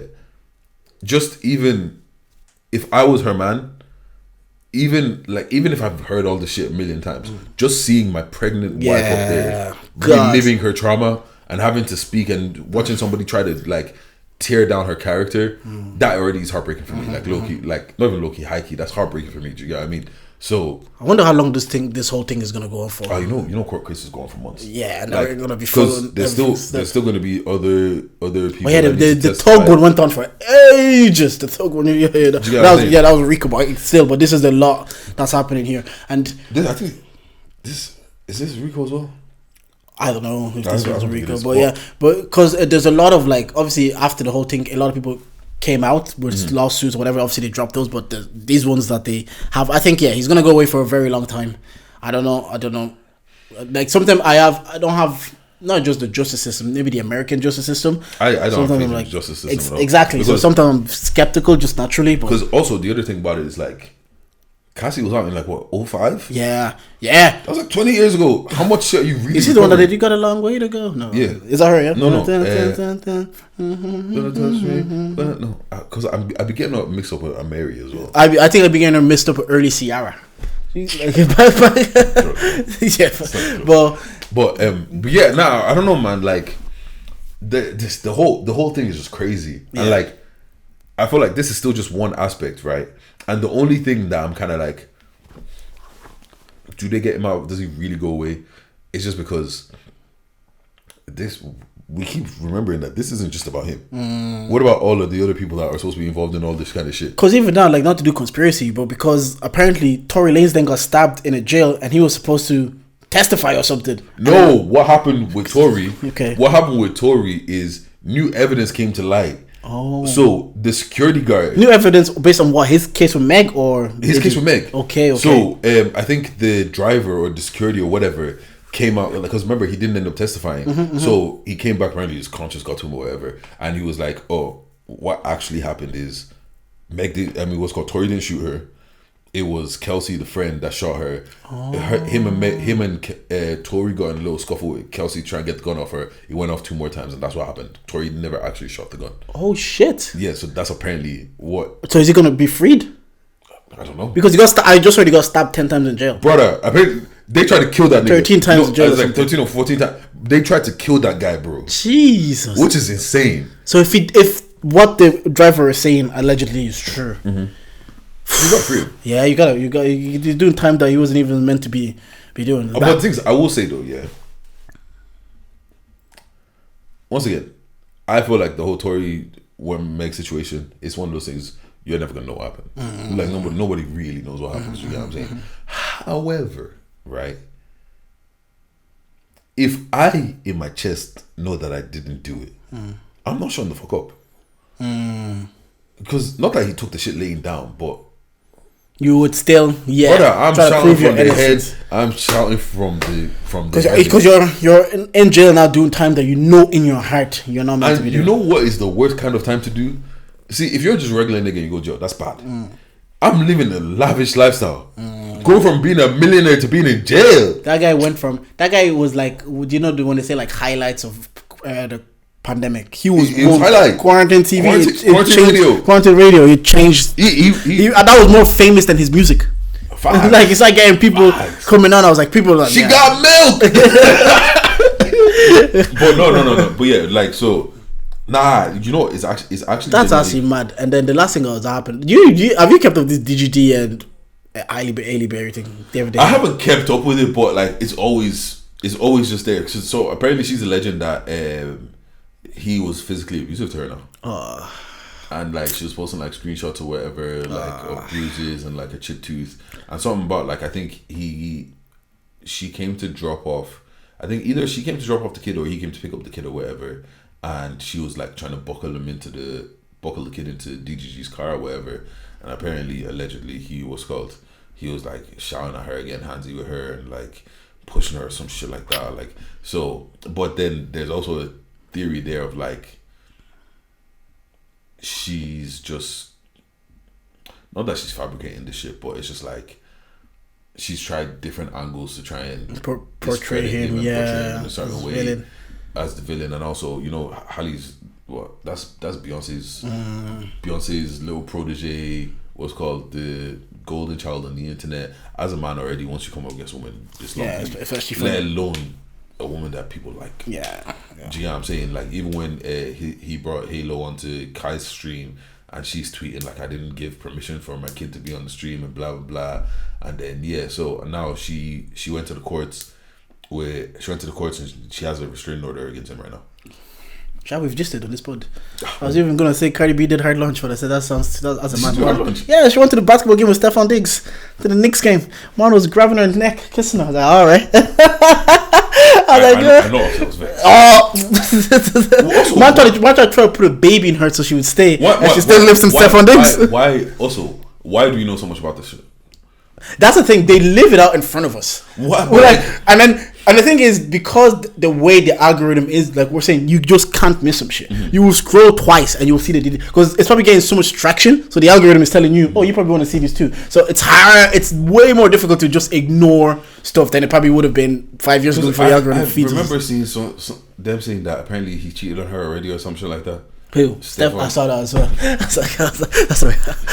I'm not gonna lie. I love just. I'm not gonna lie. Yeah, if I'm offset, first of all, he's done some loser shit. I'm not gonna lie. Yeah, of course. But if I'm offset, yeah, and you left me for him, and he cheated on you in the first 3 months, what are you gonna do? Oh, I'm jubilating. I'm throwing a party. I'm throwing someone a party. So see, you could have just stayed. I would have cheated. You were left to cheat. Small cheating. I did. Yeah. With 3 kids. Now the guys do the same thing. It was grassy always greener, is it? You gotta be petty with it. But did you see? Apparently, gingers are black now. Who? I saw that. Stevie was telling me this yesterday. First of all, I saw this yesterday. I was a random ginger guy can't say, "Oh, we're black." I know. Is it one of those things people are doing for content? Is it one of those things people actually believe in their heart that this is what's happening? Apparently, Irish people think that the black people are white people. Oh, you know they do because they also got discriminated against in America. Oh, but all of a sudden it's get out of my country. Fuck off, man. Yo, bro. Speaking of that, the racism has always existed. It's always been like in the background. Yeah. Now it's so fucking loud. It's like, yo, it's not even like the microaggression thing. It's like, yo, no, get out of my. I really live in my own bubble because the racism hasn't turned up for me in the slightest bit. Yeah, fair play, man. Maybe because if in my town they want to do like protests against Asians buying houses. Wait, why? Because there's too many Asians buying houses. The fuck the Asians do today? And that's the thing. It's not even like bitchiness in the group chat. They're out and loud front. Like they're just talking about it front and loud, bro. What the fuck did the Asians do to them? But if you see, the thing is, if you go to the newer states, especially the East Asians, like the people from India, Pakistan, and all them, they are racking up gaffs. Yeah. Like I think the first 10 houses in my estate, just because the niggas said, let's go be doctors, let's all save up, and let's go buy houses. And that's the thing, when you create a free market and there's a system, people can they're not doing anything. Exactly. They're playing according to your system. Do you know what I'm saying? I'm making legal money. Let me do this Nah, shit. people don't like looking in the mirror and facing their own reality, man. They rather just be like, I don't have this because you're giving it to them people. Yeah, those people gonna suck a dick, man. Like for real. Right. I feel like that. We've missed out. Yeah, we've missed out. So like, much we didn't even shit. talk about Shannon Sharp getting that. That guy is crazy. Oh, him getting caught with the white woman. Yeah. See, get delivered, man. Well, sometimes let Dr. Umar land. Facts. I know he's not even a real doctor, but sometimes. But the thing is, by him is like he's been famous and he's 54. You would think niggas know better. That's why age. You think wisdom comes with age. Like you should know better. At 24, you're like Anthony Edwards getting excited about some box. You're 22 and you have a 200 million. Wait, do you see Anthony Edwards saying what child support 18 years? I'm there right now. don't ask me for another. I'm right now. You're 22. What? Should I read it to you? Yeah. Because I look at their contract, I was like, this is pennies. You should like. Well, the other thing I went to the cinema the other night. Watch Sinners. Have you watched Sinners? I haven't watched it yet. No. Cold. It's one of the best. I think I've got so used to going to the cinema to watch Trash. And superhero based movies. And like I can't remember the last time I went to the cinema to just watch a movie. Yeah, because there haven't been great movies out. Yeah. Low-key. So I don't know. Obviously, it still kind of felt like a superhero movie. Low key, not gonna lie. But what? I'll go see Sinners a little later. Leave here, go see Sinners. Yeah, because he plays Smoke and Stack. He's playing He's playing two characters. The two yeah, characters. Yeah. Oh man, and it's it's very good. Jordan, It's very good. Jordan. It's very good. Is it actually? No, it is. Because there's been a couple of things recently. Yeah, fucking hell. Recently, I haven't been trusting nobody's taste. It took me a second to get into it, but by like after, and it's also maybe because I've watched like. Do you ever watch The Vampire Diaries? Of course. Don't get me started on the originals. You like it? Then you like Sinners? No. Then you like Sinners? Was I giving it away? Did you know that? What the Sinners is about? Yeah, that's about vampires. Okay. Because I've seen all the TikToks and people like, hi, and she said, "You're not gonna let me in, no." Like, can I not come in? People just closing the door in their wife's face, like, the minute I saw that, I was like, this is why Elena let Damon in into the house. Well, no, I think it was maybe this tax of like I'm so used to going to the cinema and being underwhelmed, and this is the first time I'm seeing something different. It's a movie based in slavery, but it's not about slavery. Yeah. Like it's not like the slavery angle isn't what's perfect. Isn't what's driving the movie. So and the acting was very good. They have one British actor as well who's it's one of the movies I've been. I think I'll give it like a 7.5. I saw people giving it a 10 out of 10. And people was going to go see it more than once and shit like that. Maybe they're doing too much. I think 10. Last time a movie I saw was a 10 was like the Avengers. Do you know, like Endgame and all that. I can't remember going to the cinema and being blown away. But I actually enjoyed Batman. Oh, don't stop me. We had this conversation. Bro, I enjoyed it. I can't enjoy Batman where I think I can beat him up. I can't. But that's the point. Well, I can't. He's supposed to be Batman in training.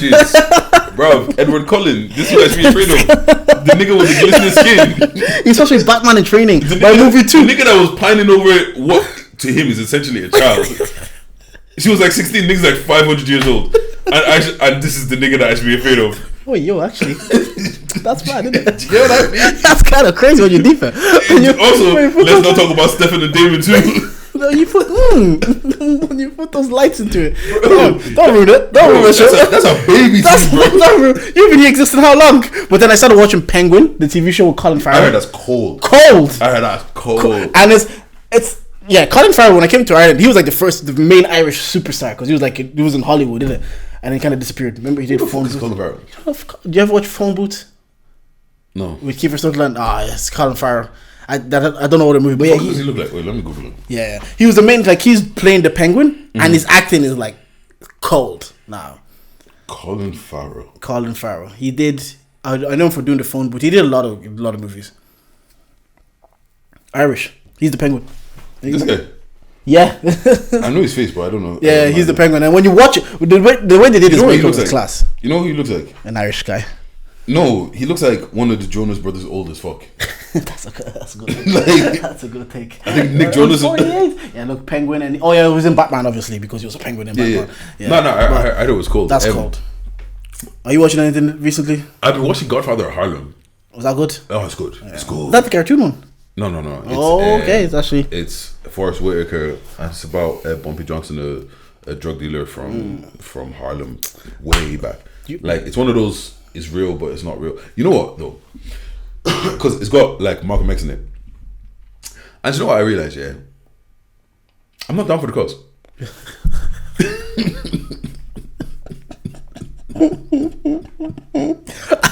Go on. So, elaborate. This is not a spoiler because it's loosely based on true story. Yeah. So obviously Malcolm dies. Yeah.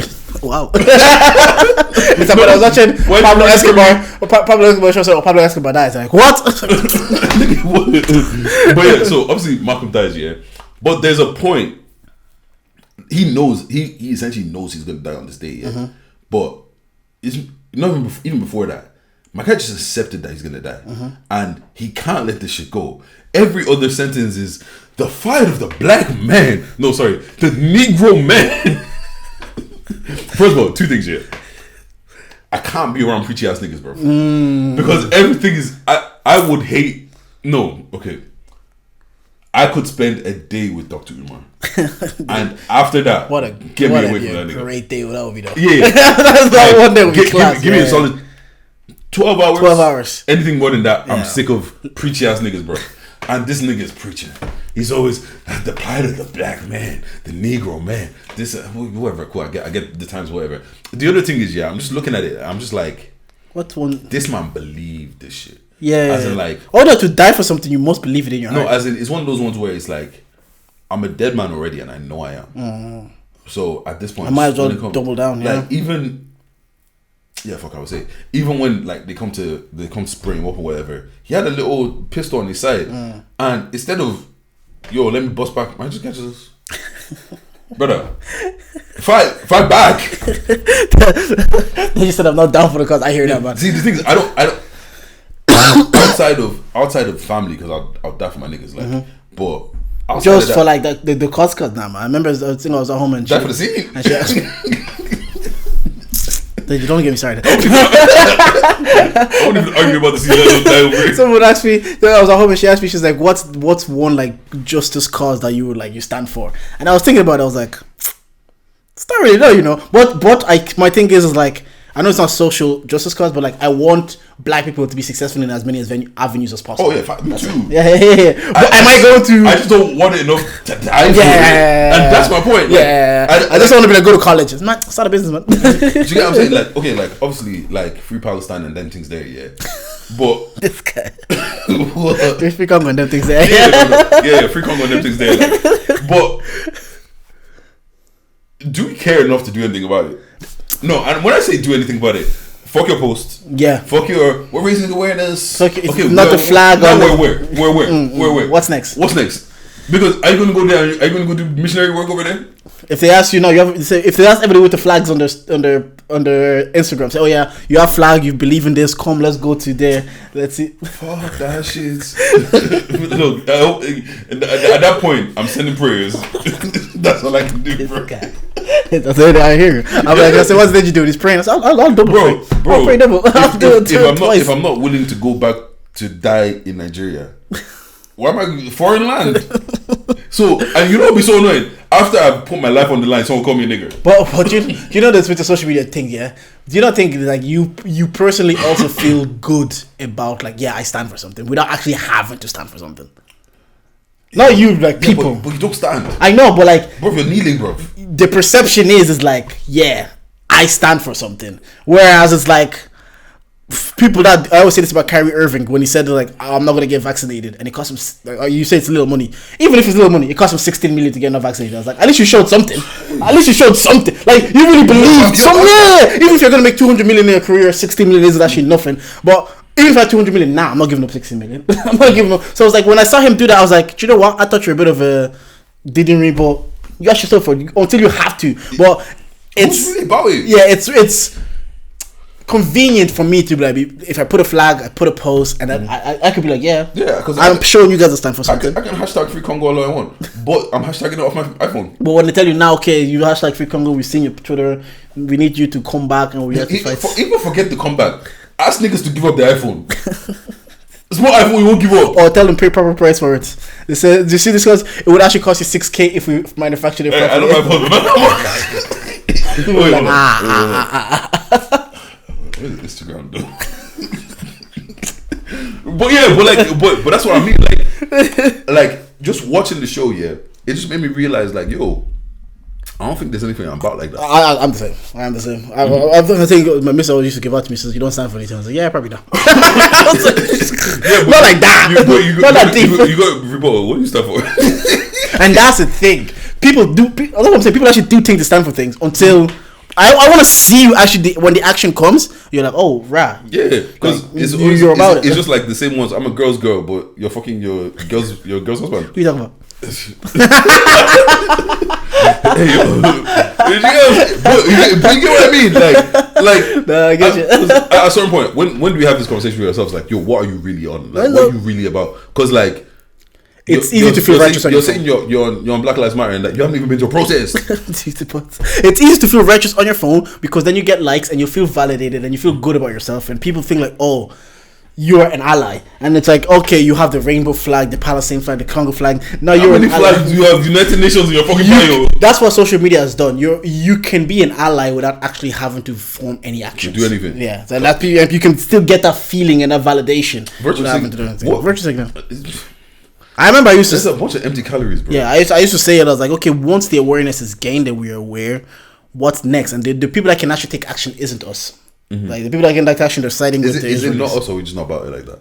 Yeah, maybe because if you all flew over, people will tell me that, oh, I just what's called, I don't have enough holiday days to go over. Quit your job. If you're about it, quit your job. So that's what's stopping you. Like, I agree with you. If you're really about it, you go. Because when I was in school, there was one guy that was about it. They said, let's go fight Gaddafi. He went, he died, but he fought. Did he actually? He died, yeah. No, he went to fight Gaddafi. He went to fight Gaddafi and died, bro. Why are you laughing at this?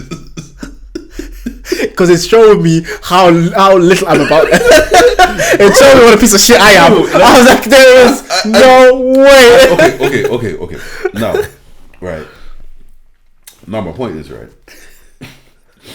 Okay, so with him, I'll use him as an example. Once again, look, man, shout out to you. I remember we had some good times at school. Rest in peace in that. So after you now went to go die for your cause, right? Mm-hmm. All man got was Jordan. I shit you not. I think his picture in the paper was this big. I shit you for you. The picture in this paper was this big, bro. Why was he pushed to go to that? What convicted him? He's Libyan. Oh. He's from there. Okay. He's about it. Like, do you get what I'm saying? Okay. Like, that's it. You saying, okay, cool, I'm gonna get the strap, let's go Congo and let's really free Congo. Yeah. Cause like, or did I could talk about it on the mic and then raise awareness. Mm-hmm. Say the same thing, really. But did you see the Mekala?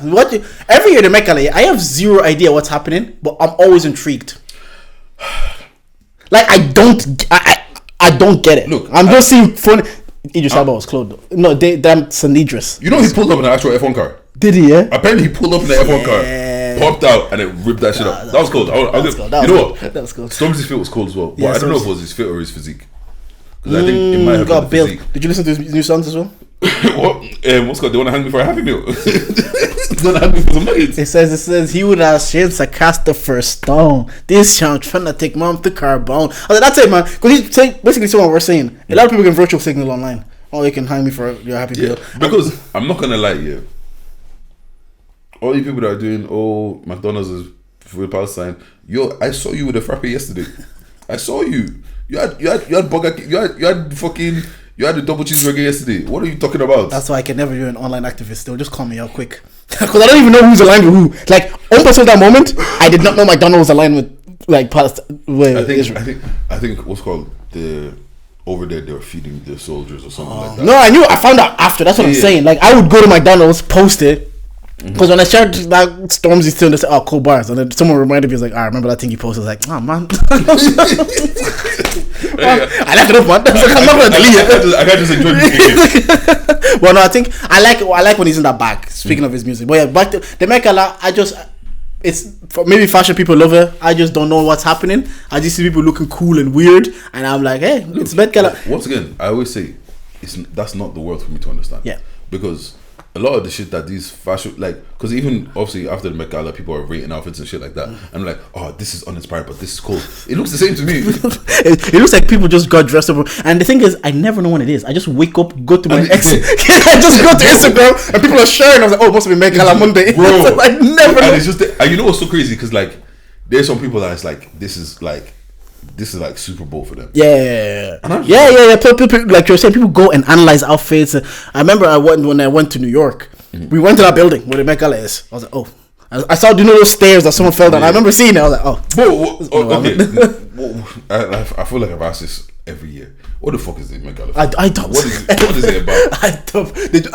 Well, like I said, I think someone said on the pod, it's like, it's enjoyable for us because we can ridicule them, and it's enjoyable for them because they get invited to some fancy party and they can all feel validated. I think it's just one of those ones where again, it's more like if you peek behind the screen, it's like it's actually not great to be. And do you also think, on a minor scale, you've also seen events and you realize, oh, a lot of people are just posturing.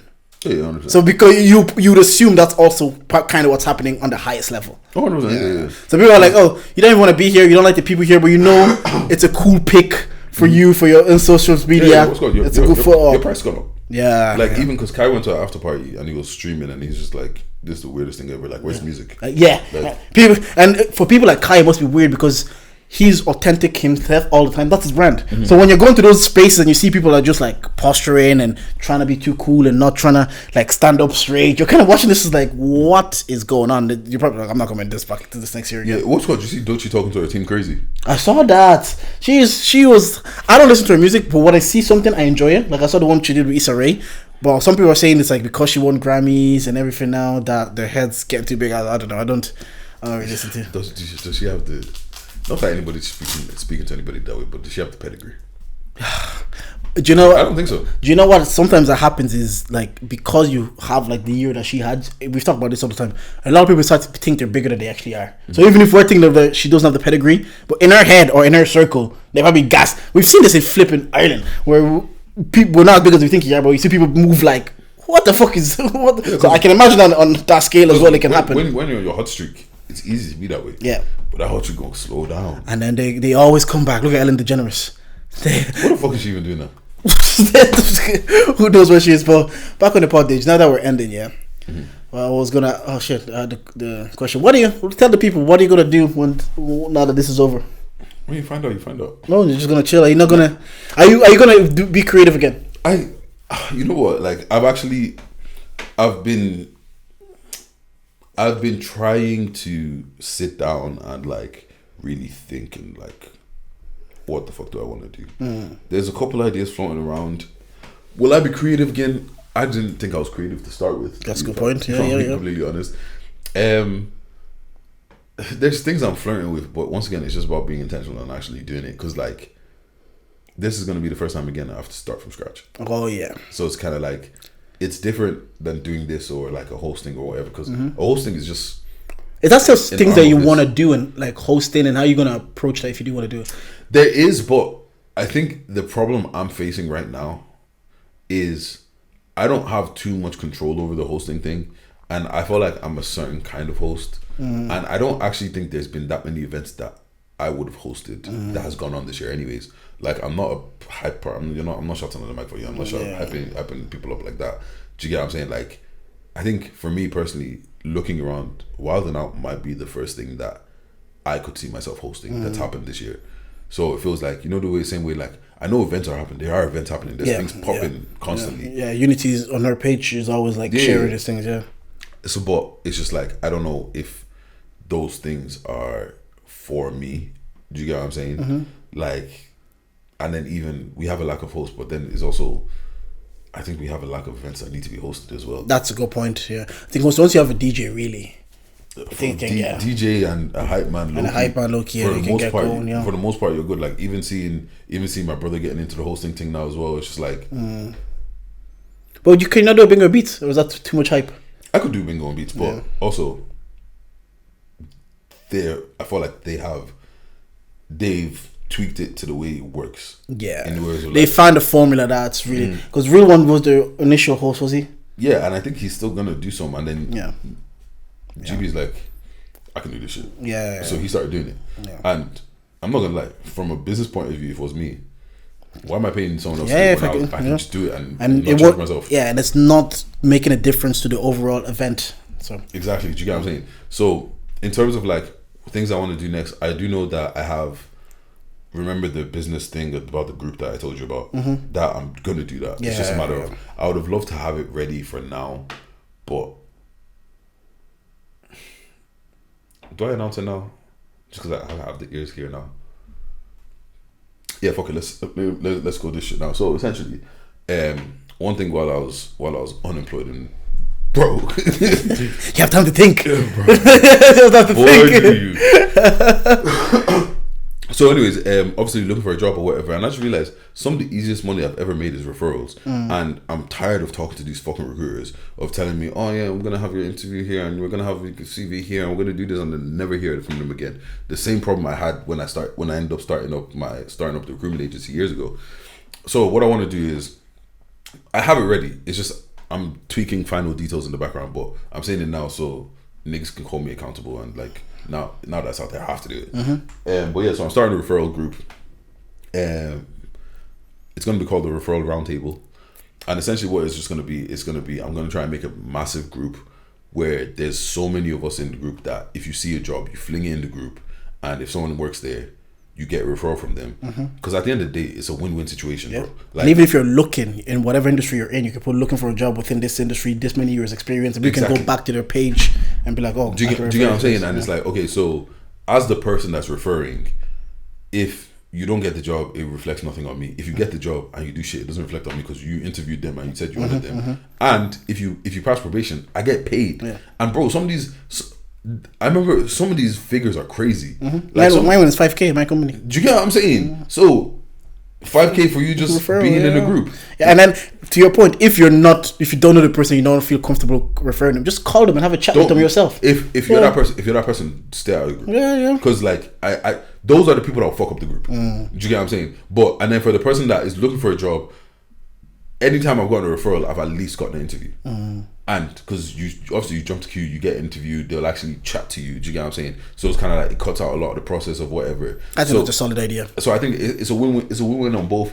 Like it's not a profitable idea, if I'm being honest. This is more just like a why don't we? First of all, why are we letting all these recruiters take all the money when we can build our own network? Everybody can be in there. What my goal is and what my plan is for the group is when you come into the group.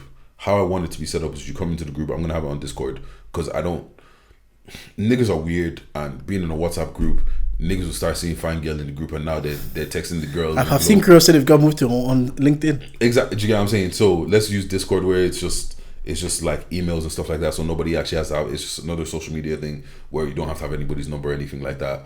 And then so when you go into it, a bot will greet you, and then there will be different like accounting, finance, pharma, whatever, different groups within the group, and then you go join whichever group you need to join or whatever, but you can also have access to all the other groups as well. And then the more people, the only way this makes sense and it benefits people is if everybody gets on it and we all come together, and like the group is only as valuable as the members in the group. Because like I'm in pharma and I know 5K referral fee. I have no problem with her. Like that's the point. I have zero. I've referred people for free. I've referred people that have just text me. Like obviously Samantha listens to the pod and she finished her degree and she's like, I'm looking for a job in pharma. I'm like, what to go refer, man? Please refer. Let me refer somebody. That's so easy. Yeah. Like So even if you're looking to move, you're in a Discord, you're like, oh, I'm looking to move, I have this many experience, I've been in this industry. And someone could be like, all right, I'm looking to, and they get a referral. I think those ideas, when you were saying, I think on the episode with Dave, where it's like, I'm not relying on public perception, I'm not waiting to be liked. It's just a tangible idea. If it works, I make money. It's not like, oh, I'm going to pod, mix clips, and that's that kind of way, this is like, this isn't even about making money for me, right? Because like at the end of the day, cool, I'm not going to lie, if the money is there and niggas want me to refer them, I'm gonna refer them. But it's more just about uplifting black people. Hey, go on. The nigga. No, but it's just more about like, bro, I was unemployed for 9 months or something like that. You know what I'm saying? And it's happening more commonly. People are going long stretches of unemployment, bro. And it's one of those ones, bro. Right now, it's an employer's market, and they're taking the piss out of it. So. Let's cut through a lot. There's too much competition out there. Let's start cutting through and just skipping the line. Because people I know that are trying to move jobs. It's just it's tough for them as well. Exactly. So that's that. To be honest, I've had this idea since I want to say maybe like September or October last year. I have everything ready. It's just setting up the Discord properly. Yeah. Once the Discord gets set up properly, I'll start pushing it out and just like, because I know people that have been laid off. I know people that have like been out of jobs for a year, 6 months, 7 months, 8 months. Like my situation wasn't like unique in the slightest bit. Yeah. I'm seeing it more and more common now. People are, and so certain industries, AI is going into it, so it's causing a lot of layoffs as well. Like I know it happened to my brother's place earlier in the year, and he was worried about his job as well. So I like that idea. I like that it's a tangible idea that people can just actually benefit from. Yeah, but that's one of the throwaways, anyways. Yeah. And what about you? After this, I'm chilling, man. I'm just. So that's your creativity. Your creativity is gone. Yeah. No, it's not gone. I'll be if I want to chat or I want to do, I'll just post some story or whatever if I want to share. Yeah. But I don't see myself. I would just I'd be like, yo, let's pull up. Yeah, or that. Yeah. I don't see myself like doing this on a weekly, because everybody, like I think Chris was telling me like, I'm gonna get the itch and I'm gonna miss it. I'm gonna come back and do it. I'm gonna miss it. Yeah, no, I am gonna miss it, but it's also like you've missed people before and you know you shouldn't talk to them. We shouldn't. I was waiting for the alley hoop. I was waiting for the dunk. But like, just because I missed something doesn't mean I have to do it. Do you know that kind of way? Like I'm okay with missing it. I'm okay with not doing it anymore. I just kind of like yourself. I want to do things that I feel like are not this wasn't like beneficial. Like I want to personally beneficial to me that I feel like it's gonna help maybe my lifestyle or my health or my well-being. Oh my god! Yeah. So those things. I started wearing both. I started doing yoga. Me and Beckley in the mountains. So I want to maybe focus more on those things. That the question is, now that it's over, do we hang out ever again? Of course. I was actually going to ask you this, because I am good with linking up with my friends, but I don't know how good you guys are. I'm horrible. See? I'm horrible. See? Like, See? But you know what? You know why I'm horrible, yeah? Once again, it goes back to let's be intentional. Yeah. And you know the problem with niggas is like nobody wants to plan shit. See? Niggas say let's do this. Yeah, cool. Nobody even knows when the place opens. Do you know how long I've been trying to go paddle with one of them? Yeah, we have to do that actually. Still. But the thing I was employed when we were talking about paddle. He went 9 months and employed again for 3 months. Niggas have met, married, have children. And you still haven't been paddle. Because I was thinking about this, like, if Agenda wants to meet up, I'm going to put Agenda. If Morris and Chris wants to meet up, I'm going to put it. When Mel and Sam want to meet up, I mean, like, I'm good at linking up with people. Yeah, you can do bad bitch. Yeah, like, even with my missus, like, once a month, do daytime. So I was thinking about it, I was like, are these niggas gonna be like you're saying? Are we just gonna say things that actually never follow up on them? Mm-hmm. Yeah, 100%. I hope not. No, we 100% will. I'm telling you for a fact. Apart from the barbecue at your house, this guy. You know what? That was my idea. One of the boys is what's it called? Steve's like, oh, he's trying to barbecue. And he's like, oh, you should invite Jordan. I'm like, he's not coming. Well, he lives where? Virginia. Yeah. Why you trying to tell niggas? Like, you're right. Jordan's not coming. You're like, right. People are like, oh, bring Jordan. I'm like, I will look them straight in the eyes and be like, I'm telling you for a fact, Jordan isn't coming. Virginia. And the funny thing is, like, Simi encourages me to go to these things. I'm like, yeah, because it's don't be tired. I just spent the whole next day being tired, and I don't like that feeling. But and you know the funny thing about Jordan, yeah. So obviously Saturday we go out, everybody's finished, whatever. Jordan went to sleep. So the next morning, I just see man, he's like, I've slept. You know when man wakes up and hits you with a stretch. Like, I've slept good. He's like, I slept alright. Then next minute, I'm just seeing nigga with a coffee in his hand. Yeah, you know, just got myself a little waffle, coffee. I love a soft life. Jordan waits for nobody. I love a soft. No, because by the time you wait for niggas, they'll be telling you, I'm coming, you wait for the order. And then the next thing you know, you have to get a taxi. Fuck this. Fuck this. But and to wrap up, quick question, yeah? Yeah, go on. So, when is this race with Simi happening? Oh, God. Because Simi genuinely thinks she's faster than you. Oh, that's so funny to me. That's so... Because you... I know her friends are backing her. I hope she's been training. I want all of them to pay me when I win that race. I'm not gonna lie. Yo, let's do odds. I'll do 2 for 1 odds. I want everybody that commented that was back. Oh, she used to be fast when she was a 9. She's 30. yeah, cool. Yeah, you were fast when you were 15. You're 30. Well, I should have asked her when last time you ran full print. I told her we should race. She said no, she wasn't ready. She just 8. That's alright. Wait. No. I will say though, can we do like a camp, like an 8-week camp? We can do whatever you want. Because I will train. I'm going back to football on Saturday. I'm going back practicing those muscles, quick twitches, leaving, gone. We'll see. And if I win, I'm going to send the videos to all the friends that are back there. Wumi, Ola, all of them. I'm going to DM all of you guys personally. Send me my tenner. You don't know Send my tenner. Is this your cake? Send my tenner. Imagine if I lose though. Jordan, oh my God. I will bring the podcast back. That video would never see light of day. What's my video? Brother, I'm the one videoing it. Wait. So you think this is happening and I'm not going to be there? Because I saw that video of one guy. This live. One guy was racing his wife, and then the wife said, "I thought you could be." I was like, "Why do you guys think you can do what we can't do?" Wait. Hold on. Hold the fuck on. Yeah. She spoke to you before. Do that when I was on slippers? It doesn't matter. Yeah, it does. Have you riding slippers? Don't make excuses. Oh, do you know what? If I beat her as well, you two are nothing. Wait. No. How much you pay me? I want your slippers. No. Because I was wearing slippers and people think I could run. The minute I left, my slipper left my hand. I was fucking. But you just smoked. No, it's slippers. You're doing the Arsenal fan thing. Who cares? You ran, you competed, and you got smoked. Take her side. No. I'm collecting. Take her side. Even I'm wearing shoes. Yeah, take her side down. I don't want to hear it. You know what's so funny? I know Jordan's gonna be there, hands on the floor, get ready. God, Charlie is quick. He's thinking quicker than me. Smoke to my son. I'm not that quick, but I remember. When was the last time you hit full speed? When's the last time I hit full? In the gym sometimes. I put the It doesn't count. Doesn't count. What do you mean doesn't count? It's not the same. Oh, no, yeah, it is. No, You're running full speed. It's not the same, man. It's not the same. It's not the same. When's the last time she hit full speed? I'm not asking about you. I told you in the gym, you said it doesn't count. It doesn't count. I'm talking about touching grass, full Take speed. her side. It's not I will pay me. I'm just trying to make money. Look, Jordan. I'm trying to make money here. Jordan, this. Forget about your race specific. No. I'm asking you. When was the last time you went top speed? I'm talking about real top speed. Not probably play football somewhere. Nigga, you don't play football anymore. That's I played football like 6 months in the last. When I played football with my colleagues in my last workplace. I think maybe that's. You've been here for like a year. Yeah, exactly. So a year ago. That's probably last. No, wait. You've been in this shop for like 12 months. No, 14 months. Okay, yeah. So like a solid like 18 months ago was the last time you hit top speed. How many times did adults say top speed? But that's what I'm asking you. Exactly. Because how How aware of your top speed are you? You guys are worried about the wrong thing. No. Look, the thing is, I think just because Simi's not the Simi of old, and also even to us, even her at best, maybe she probably wasn't smoking anyways. Yeah. Bro, especially like, bro, you're built like a Kenyan, bro. Like, just got and the thing is, I used to be. That was my thing as a striker. I played off the shoulder to run quick. Mm-hmm.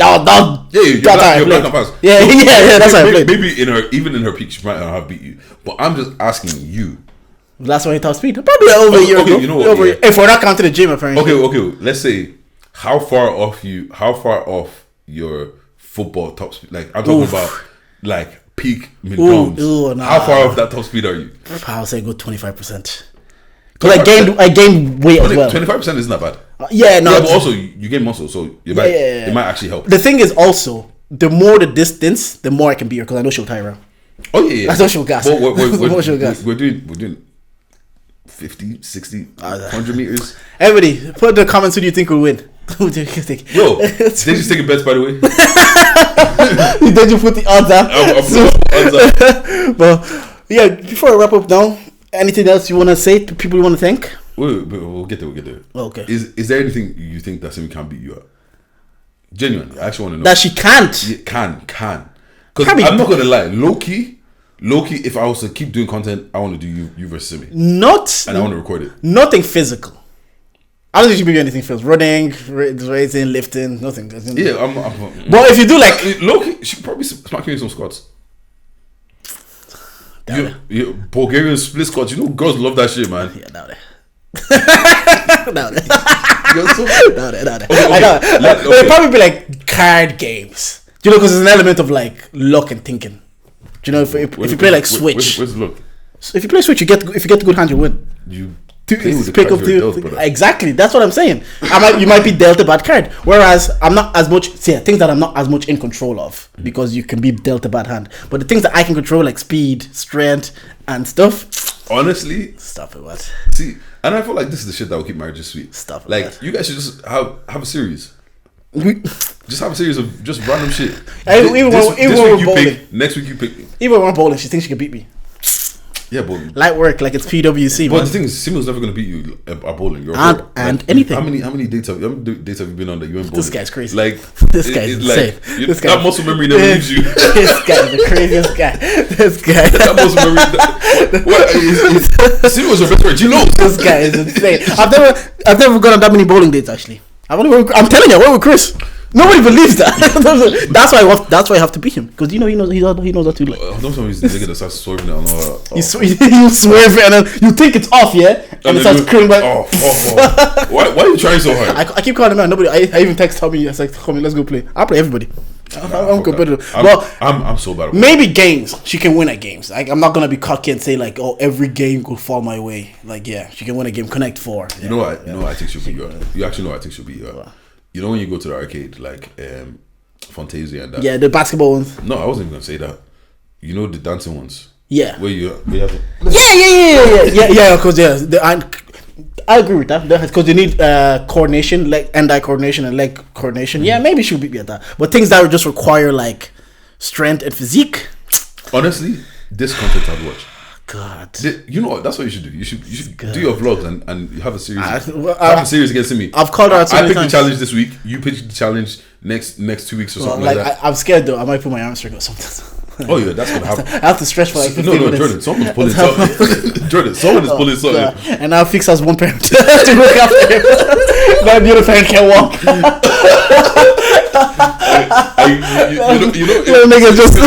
It's me who come with the ice wagon. Look at see? That's also the girl says she gets the ick when guys go play 5 sides and then they get injured. I said, what you mean you did your ACL? Are you gonna go to work? Brother. I was saying, oh my days, you can't do anything. I want to play ball like a month ago or something like that. Tell me why it took me like a solid week and a half to recover. Bro, that's why I'm dreading this Saturday, man. Like the muscle, you start feeling your quads especially. You're like, oh my days. Okay, first of all, we're like 10 minutes and I'm blowing. 10 minutes, I'm just like, that your video. That was me 10 minutes in. Some guy got injured. I said, thank God. No, because like he went face first into like the steel bars, cage. I was like, thank God. He was still down, yeah. I was like, yo, brother, chill. I saw him getting up, like, he's okay. I said, brother, chill. Then next minute,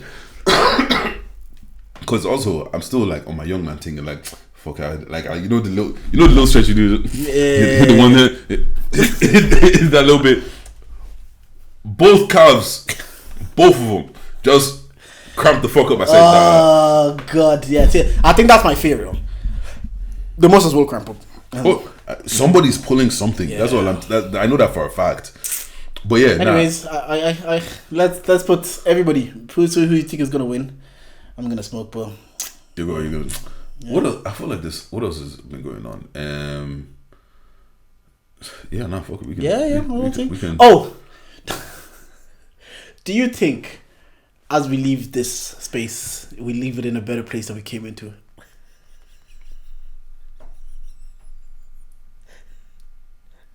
Last time Cittg, innit? Last time Cittg. The reason why I'm gonna say yes, yeah, is because when we started, there was none. Yes, there were people. We've seen live shows. People continue to do live shows. We've seen podcasts on a level that wasn't there before we all started doing it. So it is a better space. Okay, so are we like Dave says, we're gonna have honest conversations, right? Yeah, of course.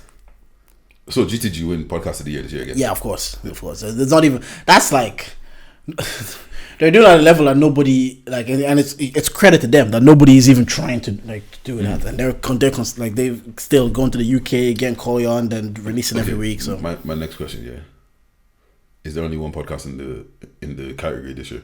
There should be, based on the effort and consistency. No, forget about effort and consistency. Who's left? Technically, the lads still drop bi-weekly. So there's two. There's two. Goddy said he's gonna come back. Well, we'll see. Okay. We'll see if he comes. Because the thing is, with these awards, you need 10 episodes. He can drop 10 episodes between now and the end of the year. That's how the awards work. You need to have 10 episodes. So could we? Yeah, we've dropped 10 episodes between now and the end of the year. Do you get nominated this year? Because we started, if you think we started January till now, we've definitely dropped 10 episodes. Oh, no. We've done easily 10. So, I think if we're going by the letter of the law, a lot of podcasts can get nominated, but should. Can. Who's dropped 10 episodes this year? See, the thing is, it's also from. I think Raise Your Head have dropped 10 episodes. No. Remove Raise Your Head up for a second. GTG. We know Us. we know they're winning. Okay, us. If honestly on our year of retirement where we retired in the first half of the year, yeah. If we're nominated at the end of the year, there's something wrong. Yeah.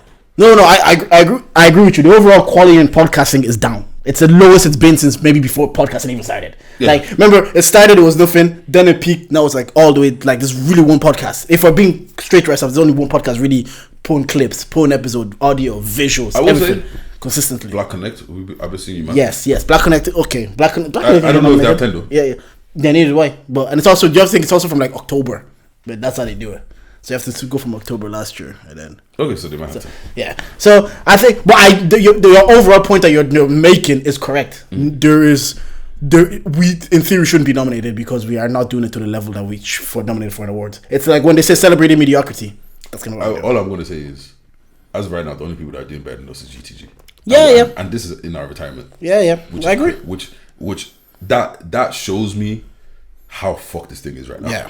It came all the way down, and like because people are gonna. It's like this year's gonna be nominations by default because you've dropped 10 episodes and you're here. Like in theory, they should probably be like GTG and Black Connect because they're dropping episodes and they're doing clips and they're promoting themselves. Is music back?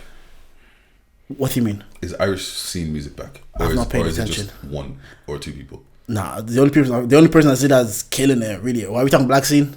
Yeah, obviously, we're always talking about. No, because I was gonna say Khaki Kid, but because he's a Jason. Yeah, no, his thing blew up. That song, that date night song, has blown up. It's even on Lifestyle. I saw Katya put on her story when they said she's not black and Irish. So I think the way he promos music is how every artist should promote their songs. Yeah, the way he promos one song and one snippet of the song, he promos it with like 15 reels and TikToks, and I think that's how everybody should promote their song. And you've worked hard on this song. When you put it out there, you shouldn't be too cool to put in people's face. So I think, and I think Cello says he's coming back. I don't see it.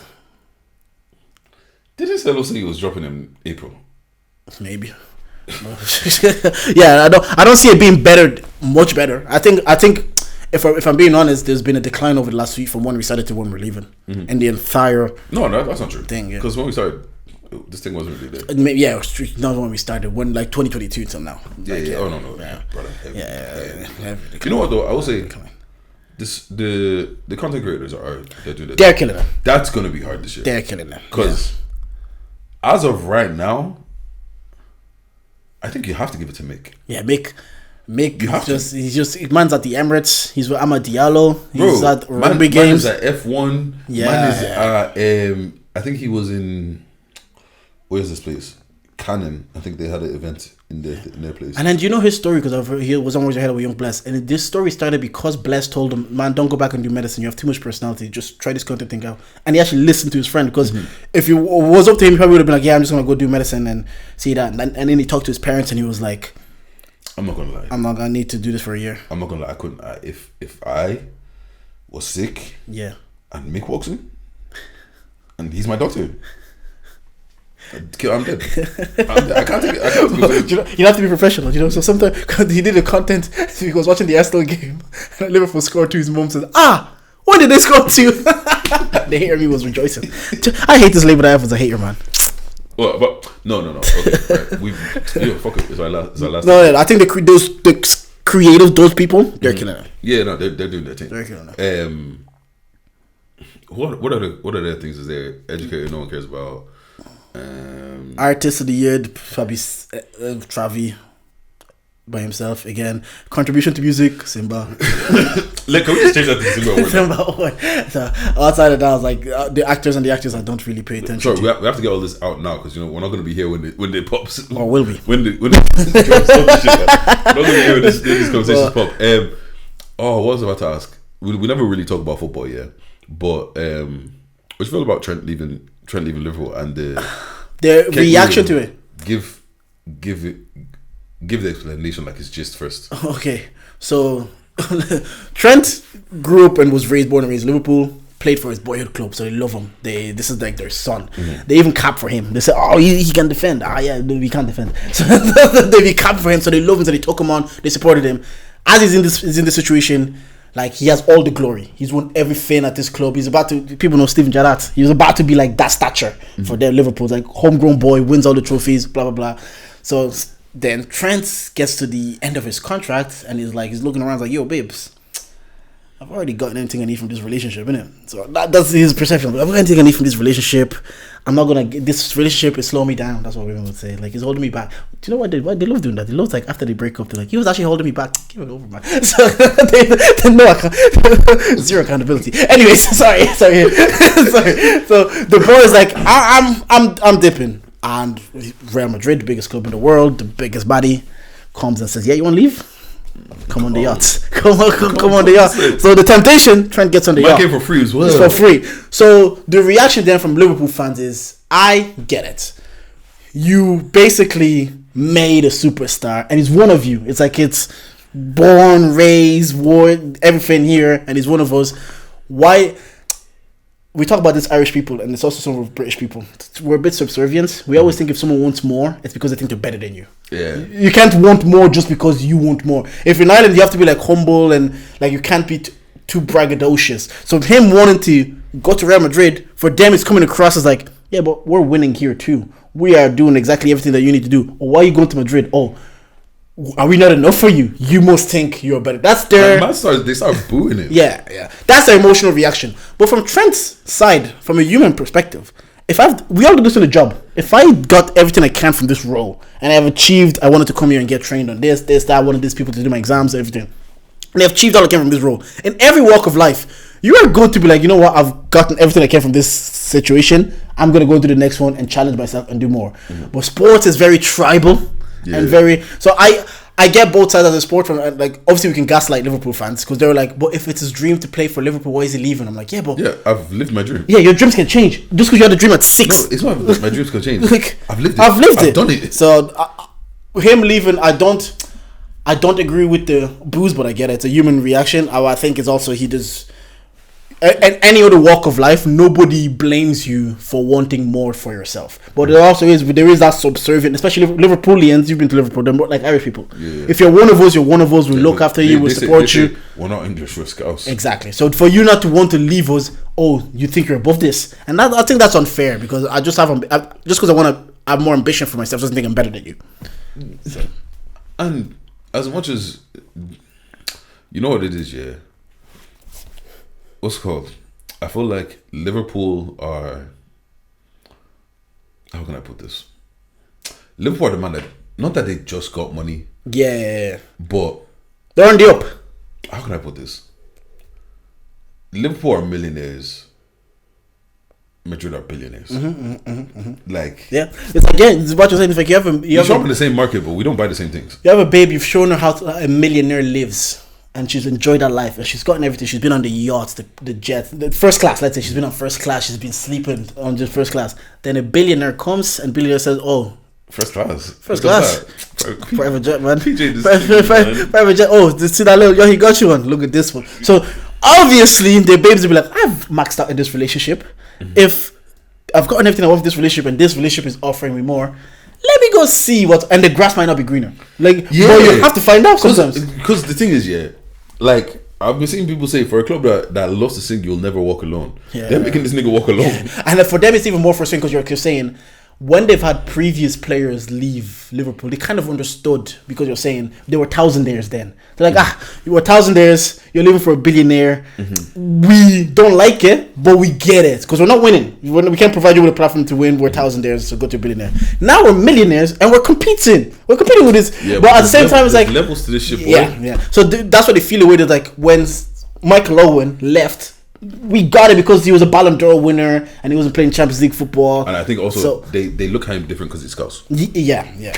Like because and you know what it is as well. I feel like it's just a bunch of people putting their of course, what they would do in that situation and projecting like I love Liverpool and if I could win things at Liverpool and if I could do this, why would I ever leave kind of situation. Scousers are saying like he's literally living our dream. That's what we dream of. We grew up in the city, you play for the city, you become a legend in the city. But and again, it's project. And then to your point, I've lived the dream. Niggas lived I've lived the dream. I've won the Premier League twice. I've won the Champions League. I played in 3 finals. Like, what more do you want me to do? And here? I was integral as well. I wasn't just here. I was about this shit. And there's an element of also him leaving for free. That's a bit bothersome. Yeah, but that's not his. That's the club's problem. And then they wouldn't let him leave for like 100 million. So like, he has to leave. That's the club. That's the club's problem. But yeah, he has to leave. What else is going on in the sports world? What was I going to say? Eubank and Ben. We talked about that pre our live show. Eubank, that was phenomenal. Like, and I've watched it. I'm a fan of I love WWE. Context, please. Oh yeah, gist as well. Yes. Conor Ben and Chris Eubank Jr. were going to fight in a boxing fight. This was relevant because 30 years ago, their dads Nigel and Chris Eubank Sr. also fought. So they're carrying on their father's legacy. Nah, that's the boring part. On the way, the Chris Eubank Jr. and Chris Eubank had beef because the junior wrote to his dad saying, I want to pave my own path. I don't need you, dad. Let me be my own man. Now the dad, black man, egotistical. He didn't take it well. Also bearing in mind, he also lost his son died. His other son Sebastian died. So all of these emotions of like losing his son, they're feeling rejected by his son. He too is like, you know what? Fuck my son. I'm not gonna be in his corner. I'm not gonna back him. I'm not gonna support him. So as the fight everything is going on, they're preparing, they're doing the press conferences. Conor Ben and his dad Nigel, they're together. They're always showing up together and do press conferences and everything. Whereas Chris Eubank Jr. is by himself and he's getting poked at like, oh, your dad doesn't even like you. And his dad literally because he smashed the egg into Conor Ben's face. Yeah. And then his dad was on video and they were asking about it. He's like, that's disgraceful. Like, he's a disgrace. You're a disgrace. Who taught you that? I will never be in your corner. Who taught you that? And I'm watching this like it's now like even having a son. I'm kind of watching this and like I feel like the parent always have to be the parent. Like I get people are still human, but and in the end the parent was still the parent. Like I feel like at the end of the day you can be hurt by what your kid's actions and you're a human being. Like I'm sure I've hurt my dad by my actions and vice versa. But my thing is like as a parent you always have to be the parent. Obviously there's lines, etc.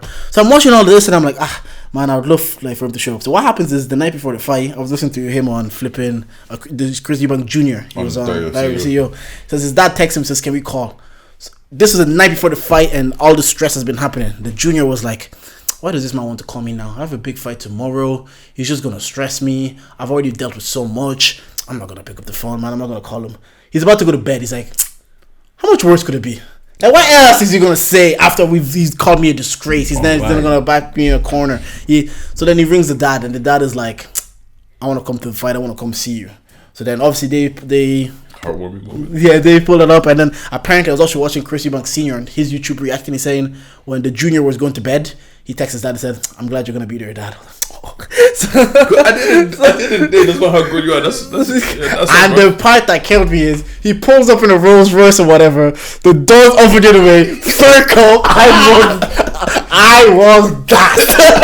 I was at a wedding. Yeah, I watched that like 7 times. I was like, it was Vince McMahon couldn't script this. Does it hit more because you're dead? What? Does it hit more because you're dead? Yeah. Like the dynamics I see now, like. See if I see a father with their teenager how they're interacting. That clip of the Chris Eubank Jr. as a teenager asking his dad to be a boxer. I start to imagine my son as a teenager, me trying to help him navigate, even if I'm not sure. I'm just like, yeah, it's mad. Things coming, yo, dad, I want to be a podcaster. I'm like, you don't want to be in this Irish scene. They're all crazy. You know? Take it back. So there is like. obviously my brain wouldn't be wired like that before. I wouldn't think of it. So I see it sometimes, and that's why I was so gassed when he came. I was like, you always have to show up for your children. Like, I think that's my thing. You even if you don't necessarily agree with the term, you're still the parent. So when I saw that was a bigger pop when they showed him coming out the car and then they showed the stadium. That was bigger than Stone Cold when the glass breaks. Because that was authentic reaction. And the video of like Nigel and Connor. And you know what it is as well? It's also just because like it was so unexpected. Yeah, like you said, you couldn't script it. You couldn't script it, and then because even the conversations before when he said this dad was talking to the son, he's saying like, "What do you think I want from you?" And the son is worried, saying like, "Oh, he's gonna ask me for money, blah blah blah," and he's like, "I don't want nothing from you. I just want you to play this one song." And that's all he asked for before he came out. And then they played Simply the Best, because the dad was called Chris Simply the Best, the Eubank. And then they played Still Dre with the orchestra. I was like, this is... I was like, this is... No, man. You know what though? Like, because I was watching the walkout, and just what goes through your mind when... Because for me, the hardest part and the worst part is always before I get on stage, before I do anything. Yeah. That's always the... And we're just going to talk. They're going to fight. You literally signed, if I die, it's cool. Yeah. And you could tell by the end, they were fighting... They weren't fighting technically. They weren't fighting like boxers. Yeah. They were letting it go. Like if one of them collapsed and died that day, do you know when they said it's a beautiful death? Like like you're saying, they go into that ring accepting of the consequences. That like, I don't know if I'm coming out. There's a UFC fighter that says he doesn't make plans after the fight because he doesn't know if he's going to be alive. So just engaging. Like I think because it's become so normal and we see these events so often. Yeah, we forget that this is really two niggas going in there. Like they fighting. But no, I think that like I'm saying, just the dad and son dynamic, I view it like even that clip of just him saying like he's gonna be one to watch. I hope it's not boxing, but he's gonna be. I was just like, oh man, that's true love. Also, true love. I'm not gonna lie, obviously I can't relate, but like continue your father's beef and winning. This was a match that was literally built. There's no belts. There's no history. They were not even in the same weight class. It was literally like, oh, you guys is that fought. It was literally built on their legacy. So for Chris Eubank Sr. not to be there would have been very sad. And you know what? That must be a different level of pride. Yo, I'm looking over at you. Remember when I fucked you up? My son is doing the same thing to your one. Lick him up, lick him up, Rastafari. So I was trash talking him, and after a while I said, lick him up. Bro, man, there's always videos of him like code switching. So sorry, I'm speaking in my mother's tongue. It was a. We even talked about sports and this. Yeah, we really went through it. You know what? Let's do one last dilemma with Ditch. All right. I've been dating an unhappily married man for 8 months. That's what he tells you. Yeah, fact. That's why he made his intentions clear with me. He's preparing to leave his wife. That's what he's telling you. Mm-hmm. She posted their wedding photo and wrote, "There will be trials, but love will carry us." I replied, "That's cute, but his love carries me further." She deleted her post and then she deleted her page. Why? Because he chose me. And she knew it. Well, we were riding in my car. I was driving. And and I sped through a yellow light when a car turned and smacked into the side of my car. The airbag punched me in the nose and I was pinned inside the vehicle. He jumped out and he ran. I thought he was running to get help, but he just kept running. He left me at the crash site, bloody and stuck in the car. I called him several times from the ER, and after I was just discharged, he ignored me. Her Facebook is active again, and he wrote a status about how God spared his life for his wife. What happened? How could he so quickly deny his love for me? Women are funny, man. First of all, I'm gonna tell you now, it was the wife that crashed into you. 100%. Jordan, can I ask you a question? Yeah. What's the craziest thing you've done for love? Not that we can legally say. No, I've done it. Like, see, when you said it, because you asked that question, I've never crashed into anybody's car. Obviously, I've probably like showed up at like 1 a.m. or 2 a.m. at the house, climbed in the door, climbed in the back window, found my way to the window. I'm so happy I'm over those climbing days. I'm so You've been there as well, bro. I think like that's like the one thing that I'll say. Yeah, maybe I shouldn't have like been climbing those walls at 2 a.m. when I can't see anything for love. Like, I remember one time I was going to see this girl or whatever, yeah. And going to the house now, I'm chilling. Bro, I kid you not. I don't think I was there for 5 minutes. Mom pulls up. She's like, get in the garden and stand right here. So her mom's like going getting stuff from the car or whatever. So I'm just listening, trying to like peek through. And then the minute the door closed, I had to run, hop the fence, and just start legging it. And I'm just like, was that even worth it? I didn't even get none. Was that even I didn't even get I think, yeah, like I climbed in the backyard and walked in the wall between the neighbor and the thing. Walked in there, have to jump on that little patio where the roof is, and jump on that, go to the back window just to get to talk to me. Yeah. Just to see me. Just to get to talk to you. Like I said, I had to kill my ego for a reason. Hey, like I said, when you're in that mode, when you go back mode. no, we can tell. You'll do whatever.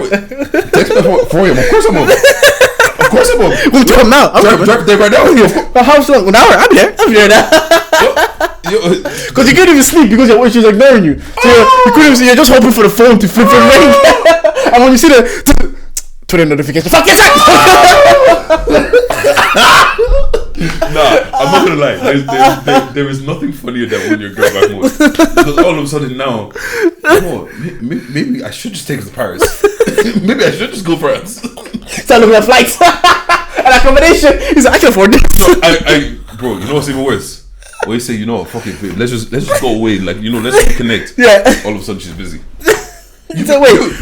You've been bugging me about going to this place for ages. I'm literally saying, I'm buying everything. The hotel is there. You just show up. Just show up. Matter of fact, we can even go shopping by yourself. And you said no. That's what you. That's what's what the craziest thing you've done for love? That you can legally say on this podcast. Dude, I legally. No, I'm joking. I haven't done anything crazy. This guy is so stupid. No, I'm not doing anything like endangerment like that, like putting people's lives in danger.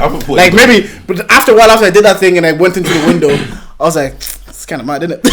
I don't put anybody in danger, but like, there's definitely some touch and go moments. Bro. Nah, that's funny. Well, in that case, yeah, women, he's not going to leave his family for you. 100%. He is not you. He will tell you that because that's what you need to hear, and that's why they will continue to fling. But he is not leaving his family for you. Like all this leaving family. First of all, God spared his life for his wife. also, niggas ain't shit, man. Also, maybe it's a toxic masculinity in me. Why is she driving? Well, who's driving? Why is the side driving? Drive, bro.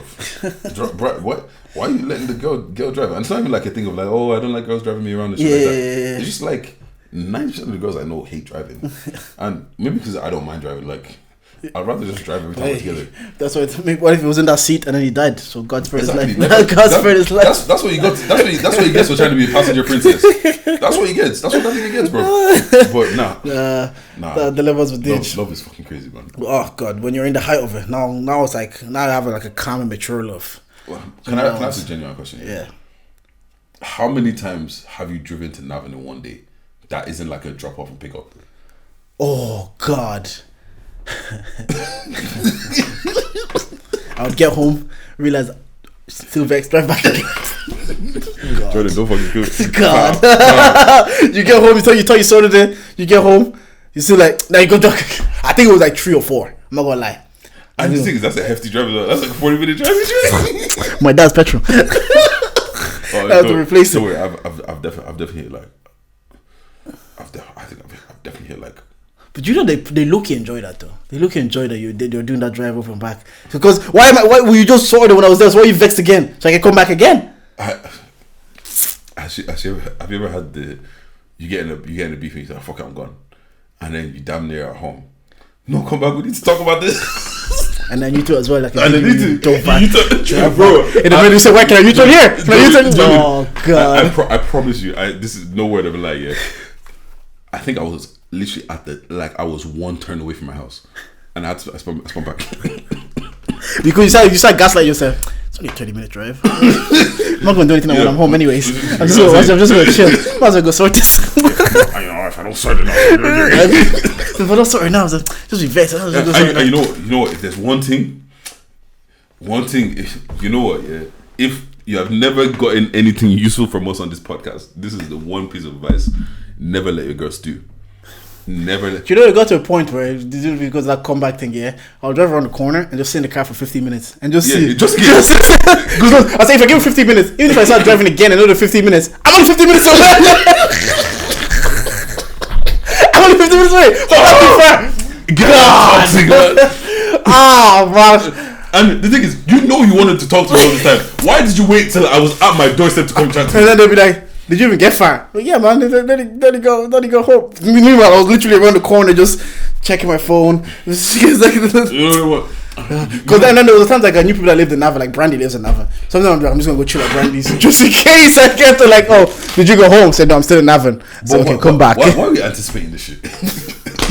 I am so glad I'm over that, man. I promise you, the anger that she feels now is nothing compared to the anger that if you didn't come back, you know, after she stews for a bit, and then you know, girl they'll think about it over and over again, and then God forbid they make the phone call. Can you believe that he did this?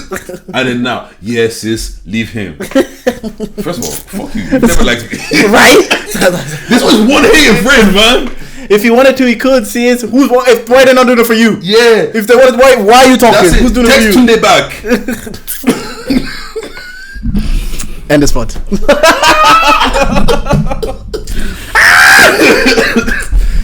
I'm getting PTSD. I am so happy I'm past all that story. Well, you know what? There's nothing funnier though that being in a situation with a girl, right? And it's like you're cool and I fuck with you, but I don't like you. And then they start trying to do. I'm just like, oh, well, you thought I cared that you. I'm going home. You know them guys like, oh, like is that your girl? Nah, bro. You think my guy. I think that's the DGD. They hate that. They said some guys, you think you like a guy likes you, but to this guy you're just free game.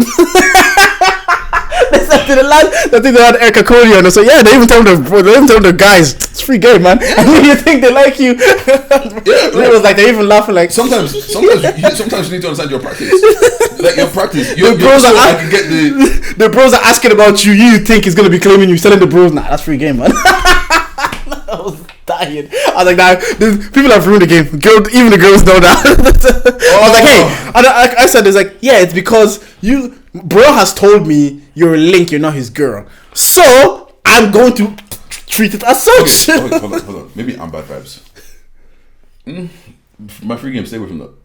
I agree, because some niggas will say it's free game and then you do another her. But that's, you know what? As much as we say women lie to their friends, niggas lie to their, I agree, bro. Because if I saw you with a girl, yeah, and you told me she's free game, I'm not going there because you might be fronting. No. Now we're talking. No. If you tell me it's free game and I go there and you're sad, that's on you. Next time, be a man and say, I like her. Say no, I like her. I hear it. Because I've seen niggas, yeah, they're talking about certain gal, saying, oh yeah, you know, it's just you know, I don't even like her like that. And then obviously, you know, man's got links. Yeah. And things is falling in my lap. And now they're telling me what you're doing in the DMs. You spawned back to Dublin 3 times. They're watching a Snapchat on holidays. They're in the corner playing Marvin's Room. Stop, Whoa. You think you didn't like her? What are you watching her stop? All of a sudden, so wait, so it just so happens that when she went on holiday, all of a sudden you're not available again. They said, did you? See that girl, yeah? Can you check her snap? She blocked me. She muted me. Not your stress. Not your stress.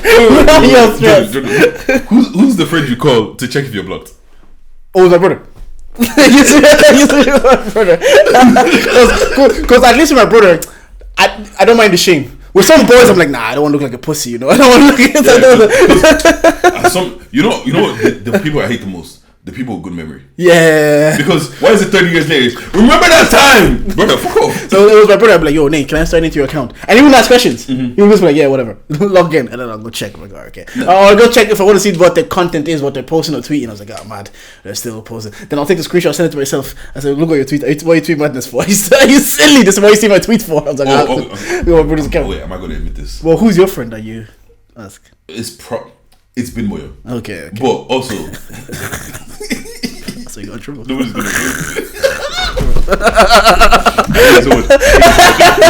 Anyways, Nah. That's one of those. I'll tell you a fun. I'll tell you a fun. No, Jordan. When it comes to girl, yeah. I've been there, man. No, man moves so funny. Like, no, you actually don't know. You actually don't know how many times it's happened too many times where a girl be like, guys be like, oh yeah, nah, that girl's just whatever. And then I finally talk to the girl, and she's like, yo, your boy won't leave me alone. They said he's on me because it's their ego. They have to protect their ego. They can't let you be like, yeah, I'm on her and she's just not on it. Just tell me that you like the girl, bro. I know, bro. Like, I'm not gonna make fun of you for liking the girl. Especially, maybe not now, but like, you know, when we were like 22, 23, especially uni days, men are just too fragile. The ego's even more fragile. Now if a guy tells me, we're all 30 now. If you're 30 and you're front and you like a girl, I'll be like, it's funny. Why is that woman, bro? I say even marry her. I'm not gonna lie, we're getting to that age. Bro, marry her. There'll be a ring on that finger. So marry her, man. Because he says if you don't do it, another guy will be there in 6 months and should be married. And trust me, another guy will be there. She should be married in 6 months. But at those age, I think niggas were just like, I don't know, they're protecting their egos and their emotions, man. Also, you know what though? I will say sometimes I don't know I like you until you're almost gone. It's toxic. No, I get it though. I have been toxic. Yeah, I get it. So sometimes, I've changed. So sometimes you have to wait to see if you're about to lose it. Then be like, wait, I actually appreciate this. Yeah, we've been there.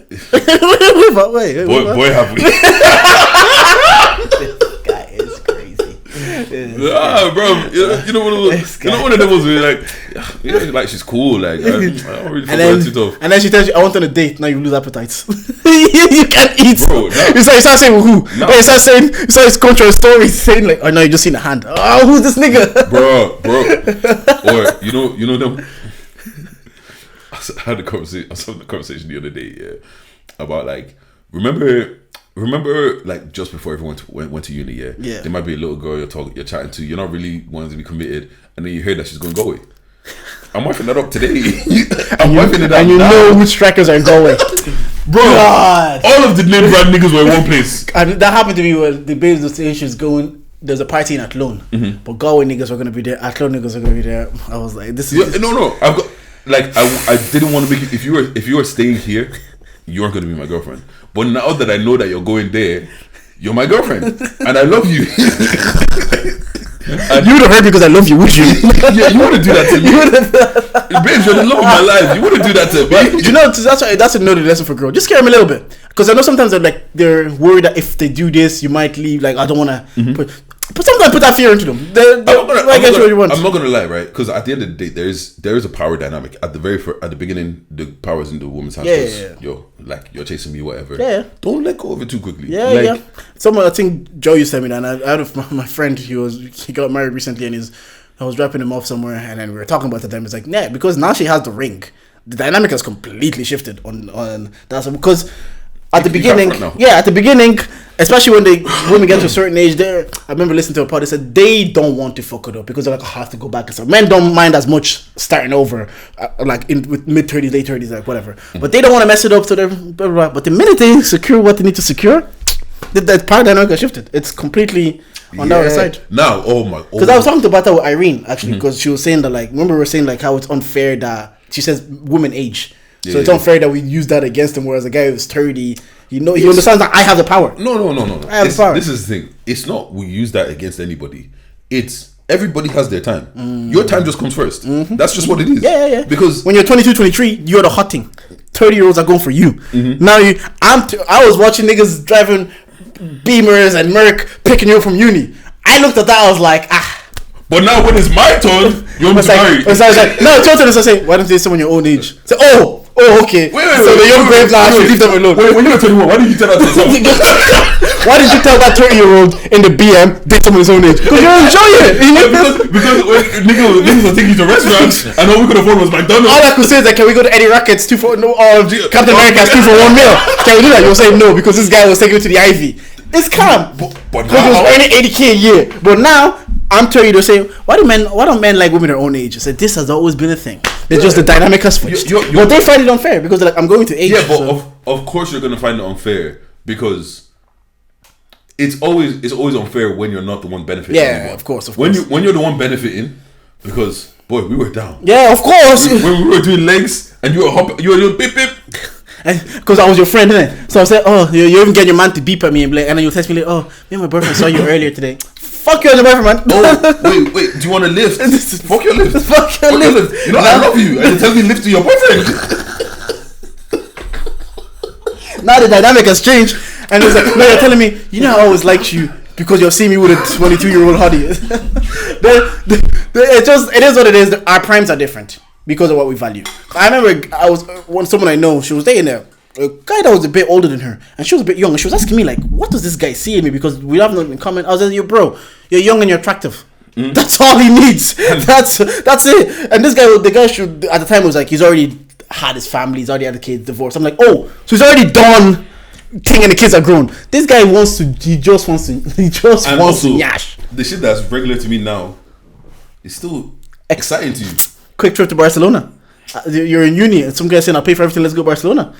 And this one, you're saving your money for a night out, and he's taking you to Barca. Jordan, fuck uni. At this big age, they just said, raise your standards. Raise your standards. That's why you said the bars on the floor. At this big age, if you want to take me to Barcelona, I'm going. I'm going. That's true. But that's it's not unfair. It's just the game charger. It literally is. We can't leave without charging something to the game. Oh yeah.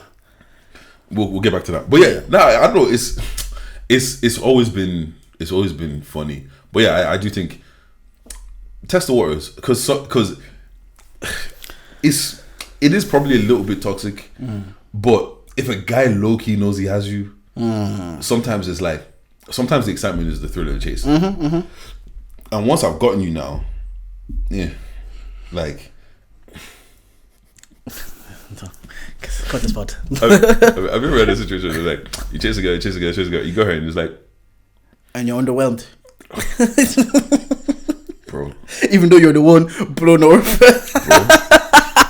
You know what? I hate it when the fantasy is better. Than the reality. Yeah, that's like don't forget, girl. That's a lot of things in life. Like you think, oh man, the fantasy of a 100K job or having this car, right? And then you start living the reality, and then you're like.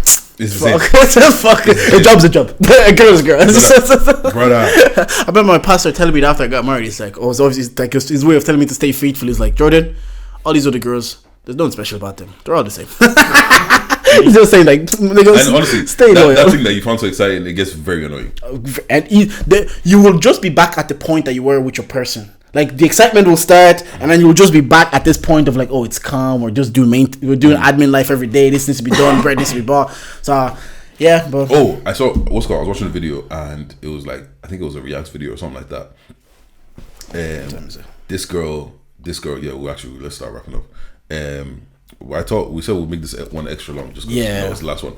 But this girl she went on YouTube, and she went. Plain sounds, and like literally there's people talking, the air hostess is going, she picked up the phone to her whatever the situation, and he's like, yo, like, what's up, where are you? And she's like, oh, I'm about to hop on the flight, that's the flight attendant. And he's like, yeah, it's been like 2 days and you're on a flight, where you going? Don't worry, I'm just going on a little solo trip. He's like, I know you're not alone, I know you're with that nigga Tyrone. And she's like, no, I'm going on a solo trip. Anyways, I gotta go now. And man was just like, you know when you can hear it in his voice is defeated. Yeah. It's like, y'all enjoy your holiday. That's some toxic shit. No, after got a few women. I'm not gonna lie though.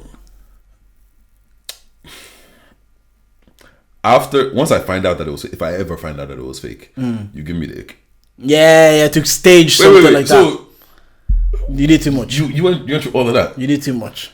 Instead of just admitting you like me, because that's what you're trying to do. Because remember, the girls when we were younger, girls used to do this thing on make them jealous. Or say if you Jordan, do you know how many times that shit has happened to me? I know, because it was like that video of LeBron shooting those same shot every single time. We would love that same shot, like they just put it up.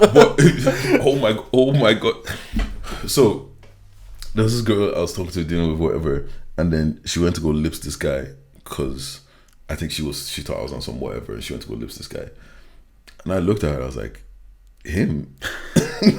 No, you even disgrace yourself. Like, you know, after we got through the whole way, I was like, so you really did that, whatever. And the way I laughed at her, I was like, really him? That's what you're on? I'm like, okay, wait. The thing is, even if you wanted me to make me jealous, I wasn't emotionally invested enough for her to make me jealous. But he's the guy who's gonna get jealous. Lip someone here that's 6'4" and has like a flipping nice whip. At least my ego could be like, I didn't even like you, bro. If you're desirable to him, maybe I want you now. Maybe I want you. Because you know what's so funny? Like I think like 2 days after she lips it, she was telling me like she got the ick.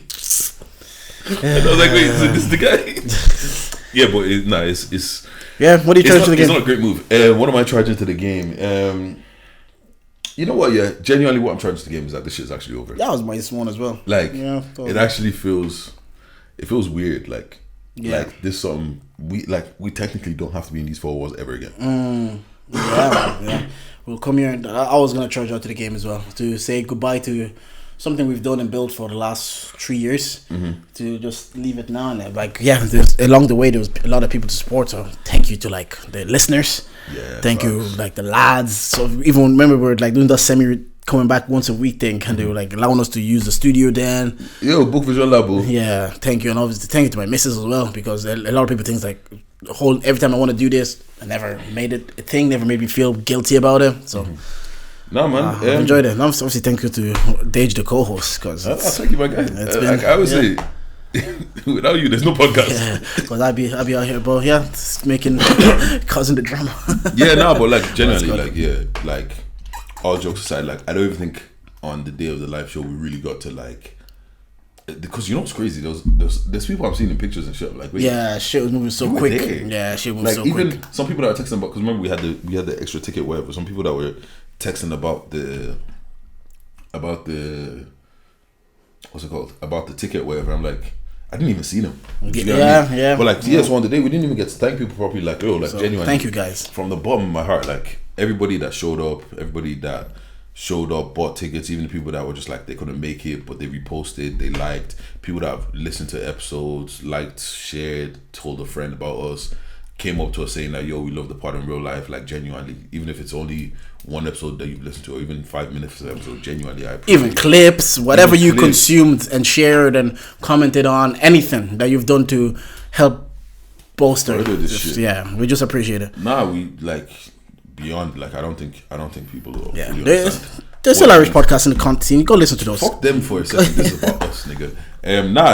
Jokes aside, like especially for 2 niggas that like, when it comes to like people showing up for us, it's always fucking weird to have a whole live show and like a couple of times people buying merch, live show tickets. Man, it's humbling and it's fucking amazing, and like genuinely, I will actually genuinely miss this. Like it's not coming back, but we gonna miss the shit. I'm not definitely not coming back. Well, and I guess for the last time, good riddance. And if you guys made it to the end of this podcast today and you didn't like anything that we said, well, you can charge it. Bang bang. Thank you for listening.